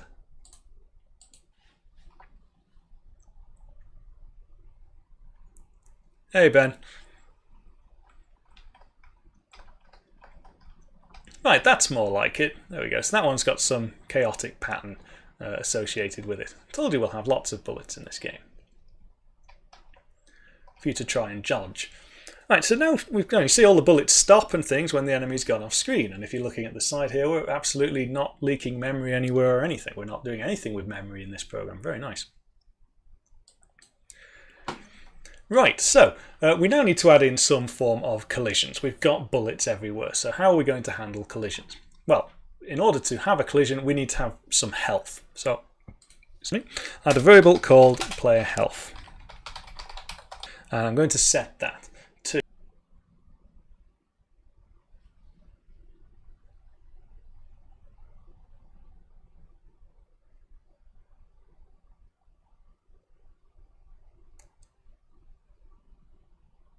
hopefully we're back up and running. Are we back? Excellent, good. Sorry about that. Hope that's probably going to split it into 2 videos awkwardly. Yeah, I think we're back. It'll probably pop up for most of you a bit later as we go along. That was the error message I got was from YouTube saying that effectively I'm streaming too fast. It's saying that the bitrate I'm using to upload is too quick. So it it crashed out. Who knows? Someone doesn't like my C-style casting. Oh, okay. Yes, hello. Yeah, sorry about that. I don't know why we suddenly got cut off there, but hey, we're up and running. We were in the middle of drawing a health bar, because in order to know if our collisions are working, we're going to have to see if our health is going down.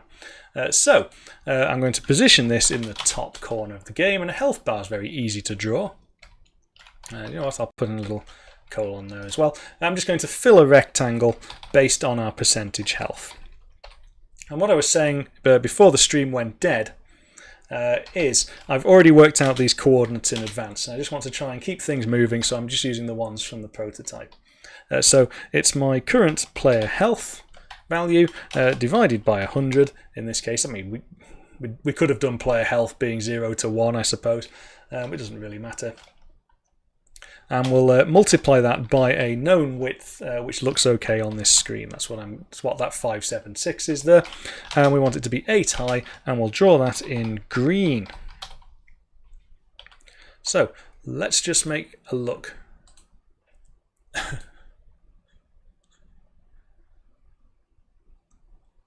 Good, so we've got a health bar that goes along the top of the screen. So now we want to work out the collisions for the player. Let's do that.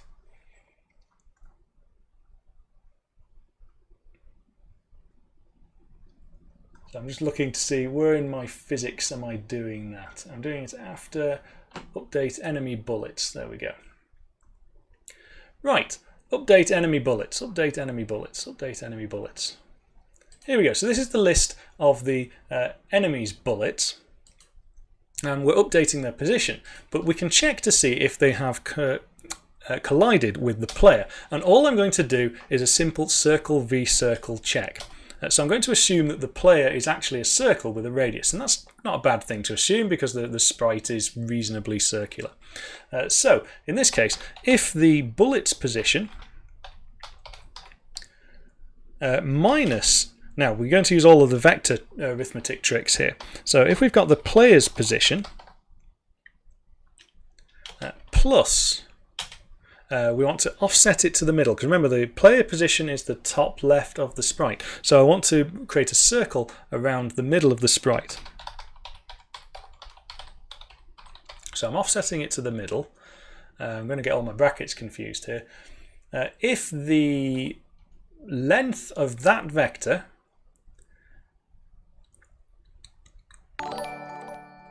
is less than, yes, the player's ship's radius. Okay, because we're creating a, what am I doing? Let's pull up some OneNote here for the collision. Oh, move my glass. So we've got a player bullet coming in, and we've got our player ship. So the ship's x and y coordinate is there. Just making sure the stream's still good. And our bullet x and y coordinate is there. We're essentially looking at the length of this line, and if the length of this line is within the radius, then we've got a collision. Yes, it is quite bright, that, isn't it? Let's pull that down. So we've got here a vector that's been constructed. Make sure I get my brackets in the right place. And I'm going to take the magnitude of that vector. Well, I'm not actually going to take the magnitude. I'm going to take the magnitude squared, because I don't need to do the square root, because the player's radius doesn't change. It's always going to be the same. So I can just use that as a hard-coded number. So if all of that length, make sure I get that the right way around. So if that is less than the radius squared, well, we're going to cheat again, so that's going to be 24 times 24. The compiler will sort that bit out for me. If that's the case, oh, I've got a little red wiggly here.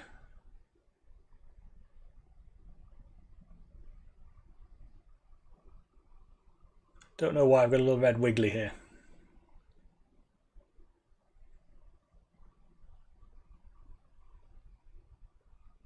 Ah. There we go. No, nearly. That's good. Brackets. We knew we'd have a problem with brackets. Right, so the bullet has now entered the same circle that the player resides in. So we want to tell the bullet to be removed. We set that flag, so that will now get automatically removed by the rest of the system. We also now want to reduce the health of the player. Minus equals 1. I don't know what these numbers need to be in order to make this a fun game. These things can be tuned later on. So, with that in mind, let's have a fly about. So get hit. Oh, I think I got hit a bit too excessively there. I'm not seem to be getting rid of my bullets. So even though I'm being hit, they're not being removed. Why is that? Oh, b remove equals false. That needs to be true. That doesn't work. There we go.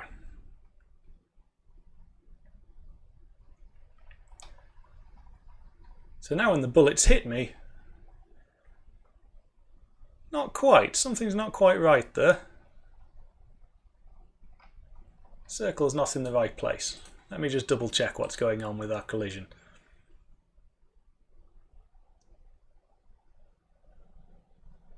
Boom, boom, boom. So we've got our position minus the center of our player. So the center of the player is that. We've got I think that's where the problem's fallen in, hasn't it?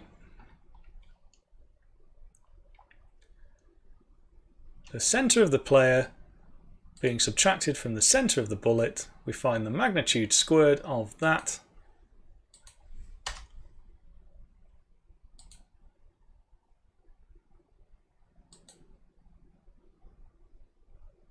One, two, three, four, 1, 2, 3. I'm missing one there. Missing one there.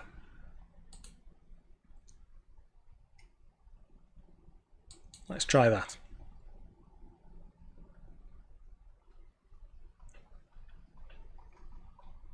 That looks better. There we go. Brackets. I hate brackets.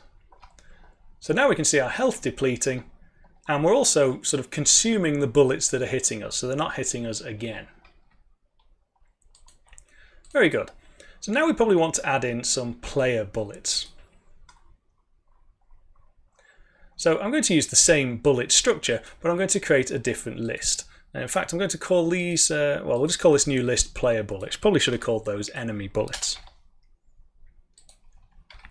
List player bullets. I'm going to have the bullets fire on both the space bar being pressed and the mouse button being clicked.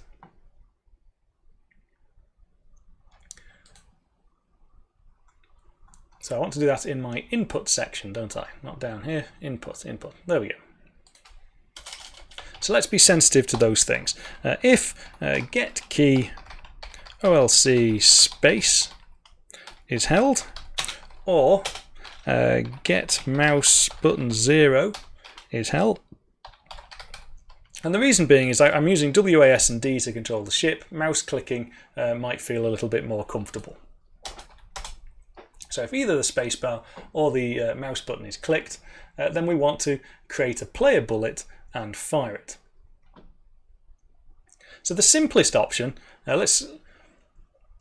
one of the things I don't want to do here though is fire. I don't want the player to have to sort of go click, click, click, click, click, click, click, click, click all the time. It's too much. So I do want some sort of automatic firing going on. So I'm going to add in a small timer that allows you to sort of hold the mouse button down and it fires buttons periodically. Fires bullets periodically.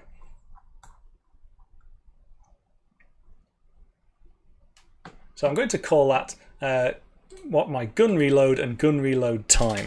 So float f gun reload timer and current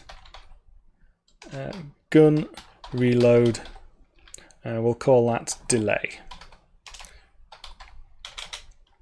And we'll set that to, we can only fire every 200 milliseconds again. That seems to have been a nice round number so far.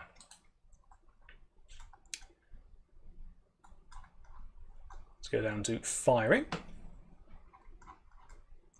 Oh, I'm going to have a mouthful of water, just hang on.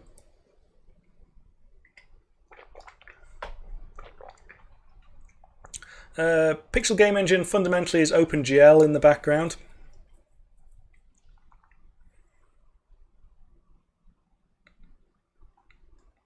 Just catch up with the chat. It's been about 300 messages since I last looked. Oh dear me. I'll catch up with all of these chat messages when I look at the video later.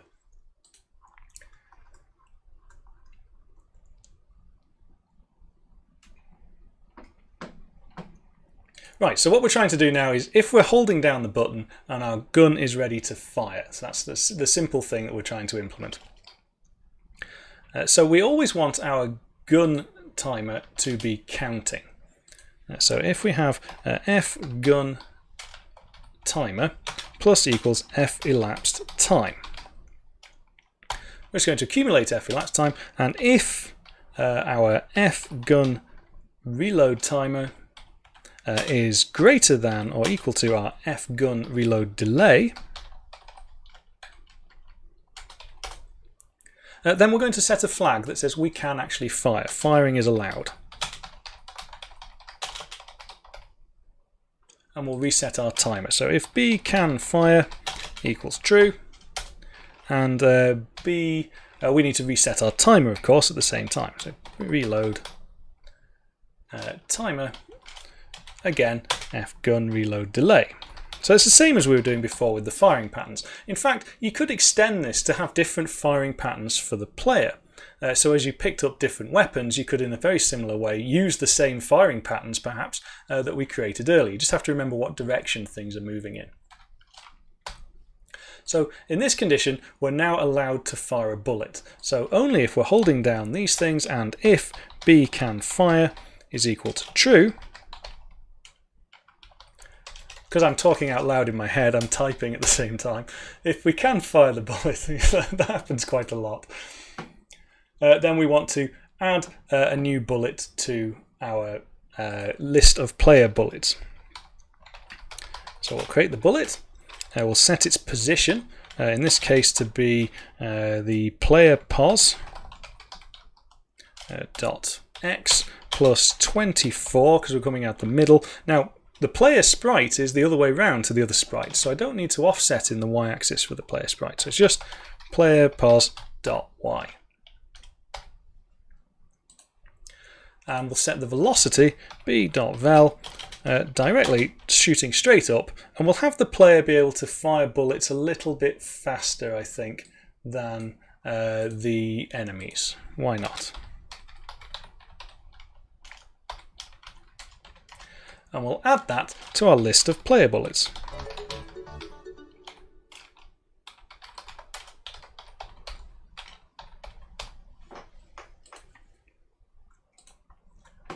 So now we need to update our list of player bullets. We've got our update enemy bullets. We now need to update our player bullets. And of course, it's a very similar thing. So similar, in fact, that I'm going to borrow some of this code.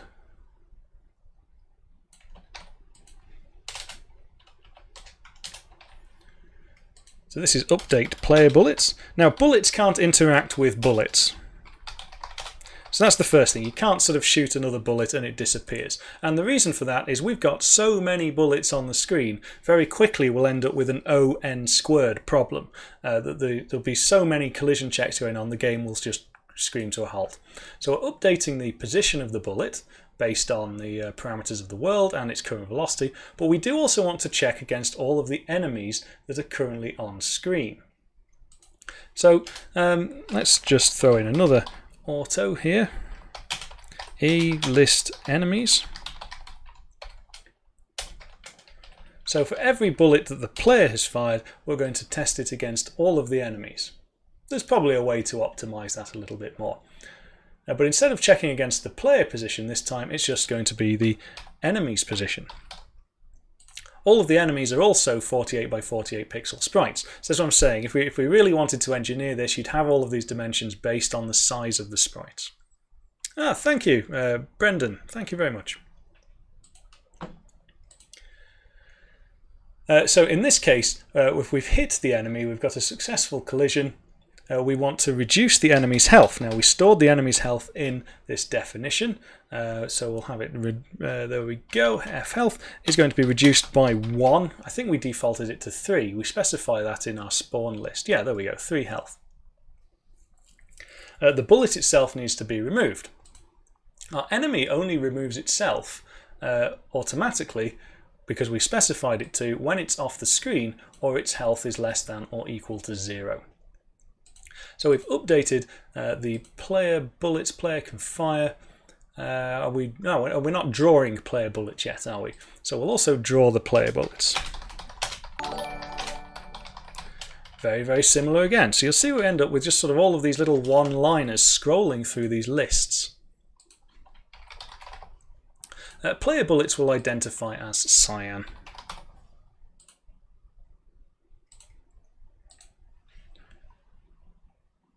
Oh, got a bug. Error. Statement 1. Conversion from... Oh, dear me. I need to soften those up a bit.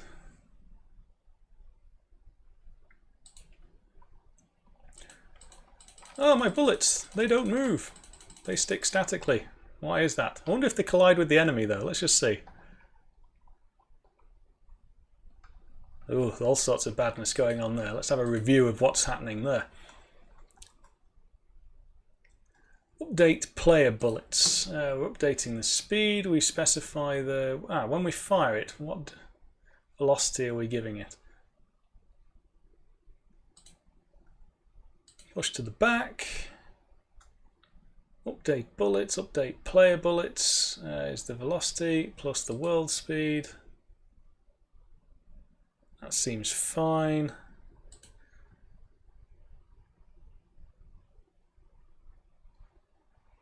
Just call them mines.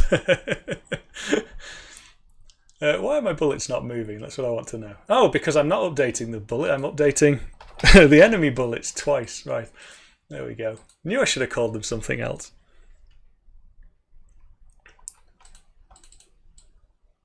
There we go. Right, so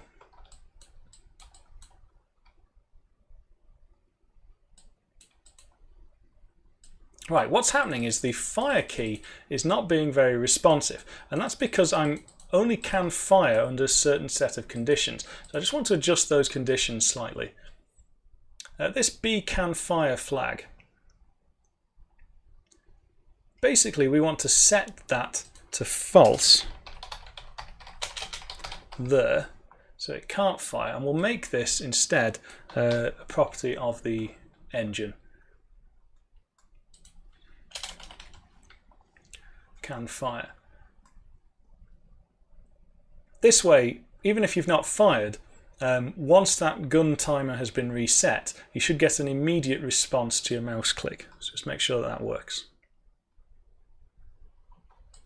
Yeah, that's better. Keep the mouse held down or the spacebar held down, and we can start shooting. Now, I'm not making my player bullet disappear, so that's why they're basically killing the enemies in one hit. So I need to flag that when we actually hit an enemy,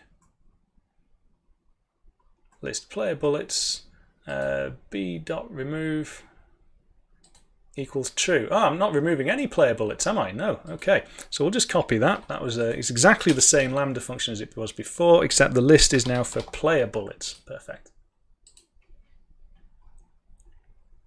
So the same rules apply if it goes off screen or it's been flagged for removal. So I should be able to hit this 1, 2, 3. Yeah, perfect. 1, 2. I can't remember what the conditions were for hitting, but anyway, we can now shoot at enemies. This one's a tough one. There we go. Now, I feel that the ship is moving a little sluggishly laterally, so I'm just going to tweak that value a bit. So when we're moving in the x-axis, I want to also perhaps double the speed at what we're moving at. And I also think it would be interesting to have it so that the player is also part of this auto-scrolling background. So you have to sort of continuously keep moving forward if that's what you want to do. So I'm going to do that by changing the player speed here relative to the world speed. Right now, player speed isn't in any way, the player isn't updated by the world speed at all. So if we're moving up the screen, I'm going to add the world speed to it. World speed. So that will sort of slow us down as we're moving forwards.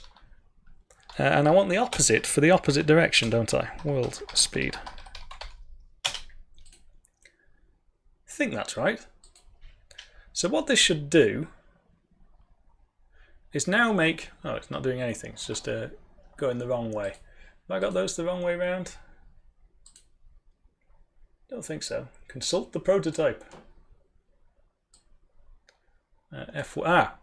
My F world speed is... no, okay. What I'm not doing anywhere, rather oddly, and probably should have been one of the first things I do, is I'm not actually updating the player according to the background scrolling effect. Missed that one out. Never mind. It's not stopped us so far. So the player pos.y plus equals the scroll speed, or in this case the world speed, times f elapsed time. Right, so what this is going to do is also make now the player part of that scrolling universe. But this is also something we're going to have to think about what happens when the player ends up off the screen. You don't want the player to end up off the screen. So now I'm not pressing any keys. You can see the player remains relative to the world in the background. But I can fly forward let go of the thruster, and I start moving backwards relative to everything else in the game. So I think that adds a nice little bit of control dynamics to it. But we also don't want the player to be able to go off the screen. So let's clamp the player after we've done these movements. So if the player pos dot x is less than or equal to 0, I'm just going to clamp it at that. X equals 0.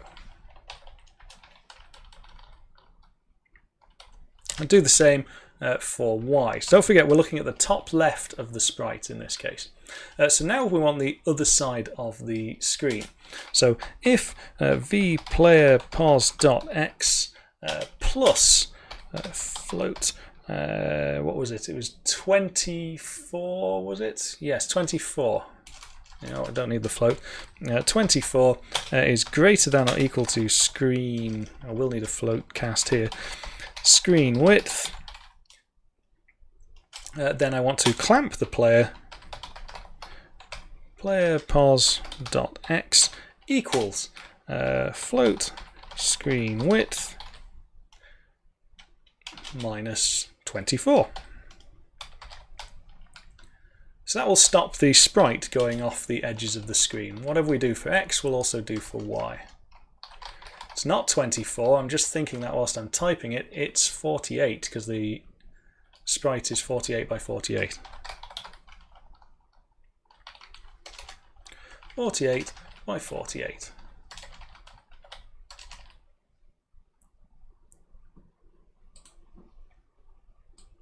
And that should be a y. So we've got y there,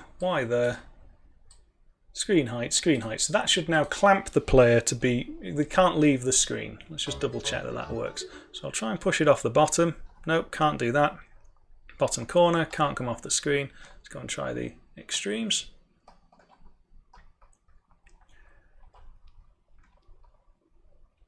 Right, I'm going to have got two things left to add, and then I think we're almost done.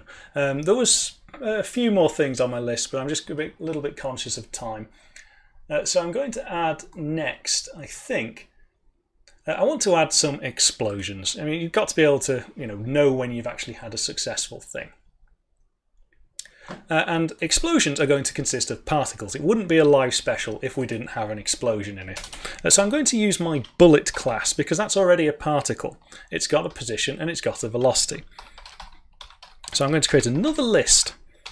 List fragments, which is going to be bits and pieces of ship that we blow up all over the place.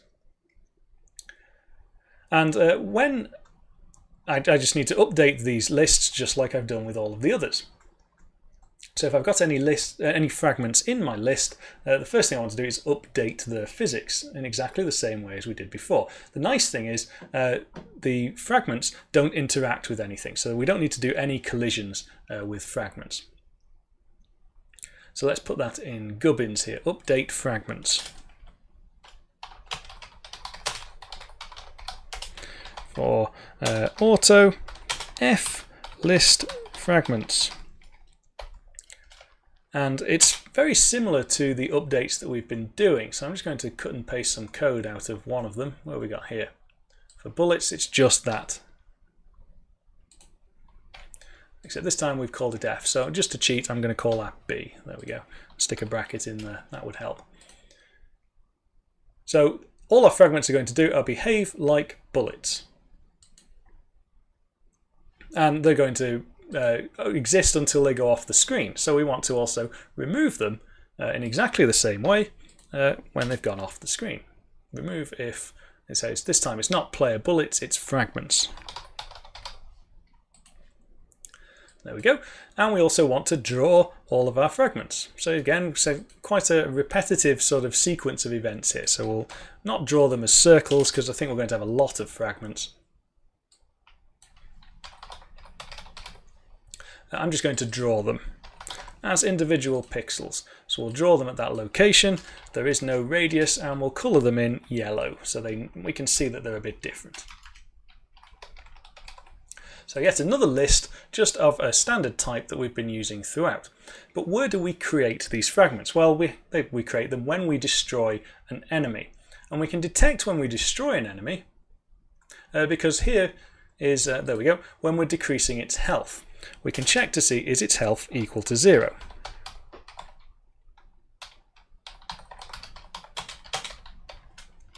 Or less than or equal to 0. If that's the case, then we want the enemy to explode.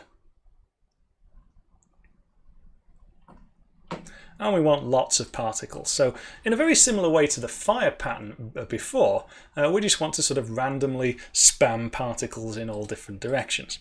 I'm going to have a lot of them. So let's start a little loop to create all of these particles. Let's have 500 I++. And I want them to sort of radiate outwards. So I'm going to choose a random angle and a random speed for each particle.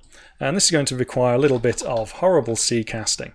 So let's have F angle equals float rand divided by float rand max to give me a value between 0 and 1.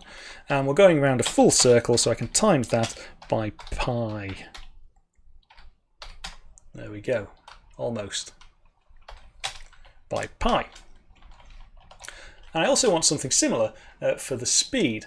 So the bullets are going to travel at a high velocity, well the fragments are going to travel at a high velocity, but I don't want them to all appear sort of straight away. So I'm going to add a small offset to those, which I'm going to look at my prototype to tell me what was cosmetically very pleasing, was 50 in this case, there we go.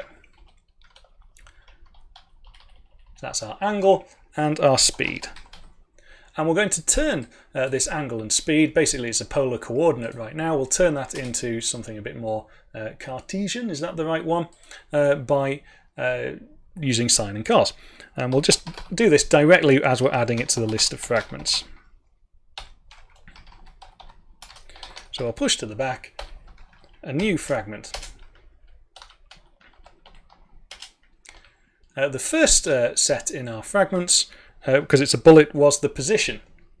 And the position is currently where the enemy is, plus the offset that we've become accustomed with now. So VF2D 24, 24. So that will start the explosion from the middle of the enemy sprite. Get these right. And then we want to set the velocity vector. It's putting in all these brackets everywhere for me. Don't do that. There we go. Our velocity vector is now the sine and cos using our angle and speed. So if we set that to, oh dear, I'll sort that out in a minute. Speed times cos of our angle. Yeah.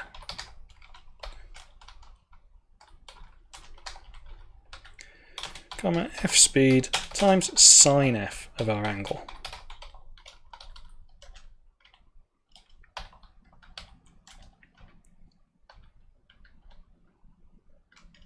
So we've set our position, which is the origin point of all of our fragments, and we've set dispersed around it with random speeds, random angles, our particles. Put you there. Is that about right? So we've caused an enemy to explode once we kill it.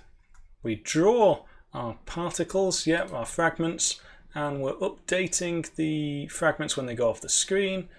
Are we updating the positions? Update fragments? Yes, we are. So we might be good to go there. Let's have a look.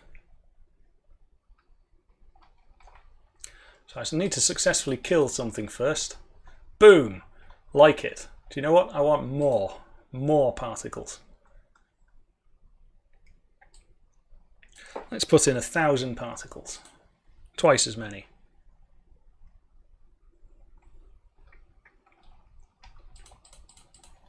Shoot the sheet. Yes! That's what I want to see.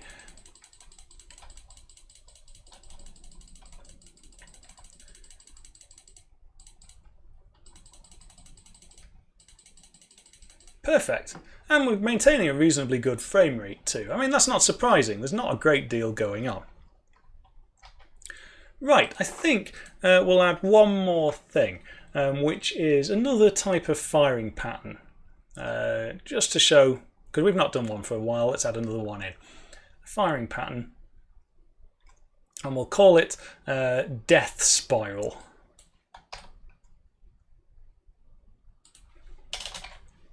So I'm just going to take our circular pulse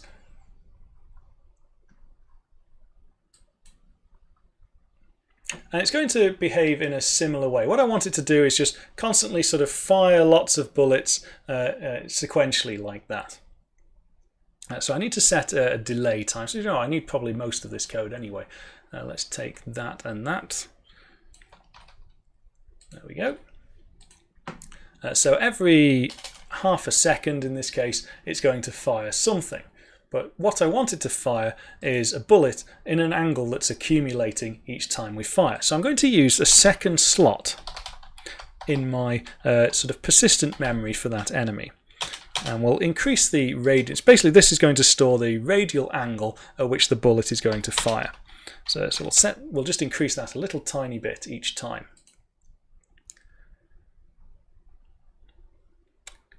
And then I want to add the bullet. So let's add the bullet. Take you and take you. So this time the bullet's position is the same as before, that's the same, but this time instead of it being f theta times I, it's going to be our parameter that we're accumulating. Not fire 1 in this case. And that's the same for both.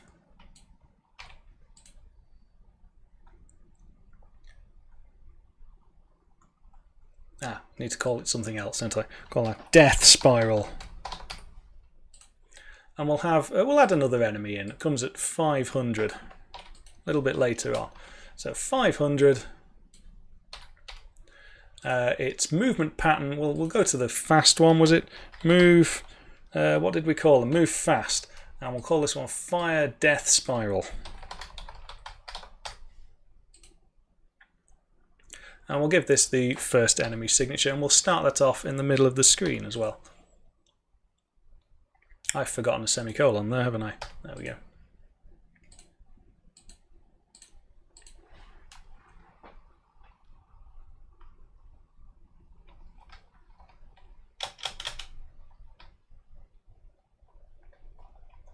So here's our 2 sinusoidal enemies coming in later on. Then we've got our 3. Death spiral seems a bit feeble. That was rubbish. Right. Okay. Fine. Do it the other way then. Every 10 milliseconds it's going to fire a bullet.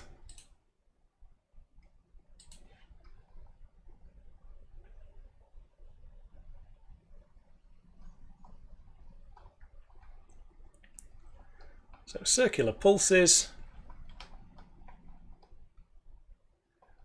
Regular waves of enemies. Death spiral, yes, there we go, that's better. Right, okay, do you know what? Everything should have a death spiral.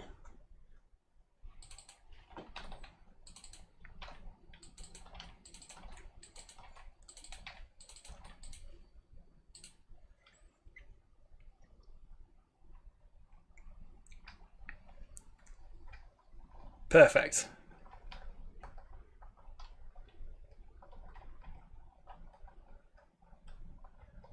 Yes. That's what we need. Right, good. And we can see that the performance isn't dropping out either. That's a nice thing. Right, just in case we're interested in performance, that was about 200 frames per second when it got nuts there in debug mode. So I'm going to just fire this up in release and just see what the difference is like. So currently trucking along at about 3000 frames per second. Okay, 2500, 2200, 1700, 1500 frames per second. So we're not even sort of risking not having enough here. Now it's up to you how you creatively compose your scene of levels and movements and firing patterns and how to avoid things. And I think, given that we've now been on for about 2.5 hours, I think, 2.25 hours, that's probably as far as I'm going to take it, because there's a few little announcements and things to mention at the end. So I hope that that's shown so how you can easily put together a shoot 'em up. I should just leave that running. Do you know what? Before I end this, let's just duplicate some of these patterns a bit, just so it can keep going. Of course, you could be creative in how you create these patterns, right? You could, in principle, automate this somehow. You could have some sort of read it from a file, or you could algorithmically create them. Just stick a 2 in front of all that. So I've got something on the screen. So yeah, that's a shoot 'em up that's incredibly flexible. So for every enemy we can create its own movement patterns. They could be much more sophisticated than what I'm showing here. They can create their own firing patterns. We could use the same firing patterns for pickups and bonuses and anything else. Very simple to change. We could add in more ship types, more sprites, and all sorts of things very, very easily now. We've got this robust framework. It doesn't leak memory. It operates at high speed. We can make it a lot of fun. It might need some sound effects, perhaps different types of explosions. There's all sorts that you can do, but as a base, this is not a bad place to start, because it's nuts, right? And then we like stupid stuff on this channel. So this has been the 100k special, and a couple of things I want to announce just at the end. Just make sure I've got a browser window with something open. Where has it gone?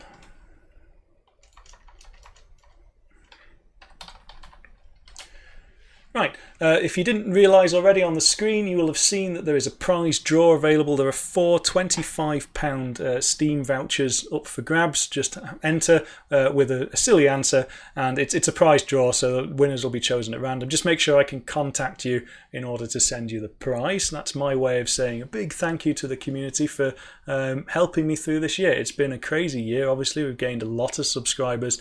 The NES emulation series has been a lot of fun, took up most of the year. Next year, I'm planning on doing things a little bit differently. I'll just run that again.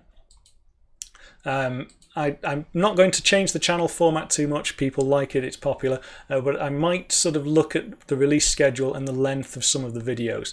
I'm anticipating in my professional life to be quite busy in the first half of next year, so I'm just making this statement right now. I might not get a video every 2 weeks for the first 6 months of the year. I'm going to try, and hopefully I'll be successful. I've got lots of ideas, but I might not be able to get it all out straight away. I've no plans on a big project for next year just yet. I know some people like to think in advance that I do. That's not happened, but I have got about 15 smaller algorithm videos that I want to film and show. So lots of content ready for next year. The other thing I wanted to announce is we have launched this community.onelonecoder.com blog. It's a bit sparse on content at the moment, but the idea is you guys, if you want to contribute articles, tech reviews, game reviews, talk about programming, development logs, whatever it is that you're interested in, it's just a place for us all to have a look at it, because nowadays some of my stuff gets a little bit of traffic. People may actually read it. It's these things get found in search engines now, and they get posted in our community. People will actually look at the stuff, so that should be a nice way. If you've got some good ideas or things you want to show, you can do it like that. So I think that leaves me to say, however you celebrate your festive season, I wish you all the best. Make sure you spend some time away from the computer. That's important too. I'm going to be taking a little break now until the end of January, February. I'll still be on the Discord, still may do a couple of live streams over Christmas, but in terms of videos, that is it from me for 2019.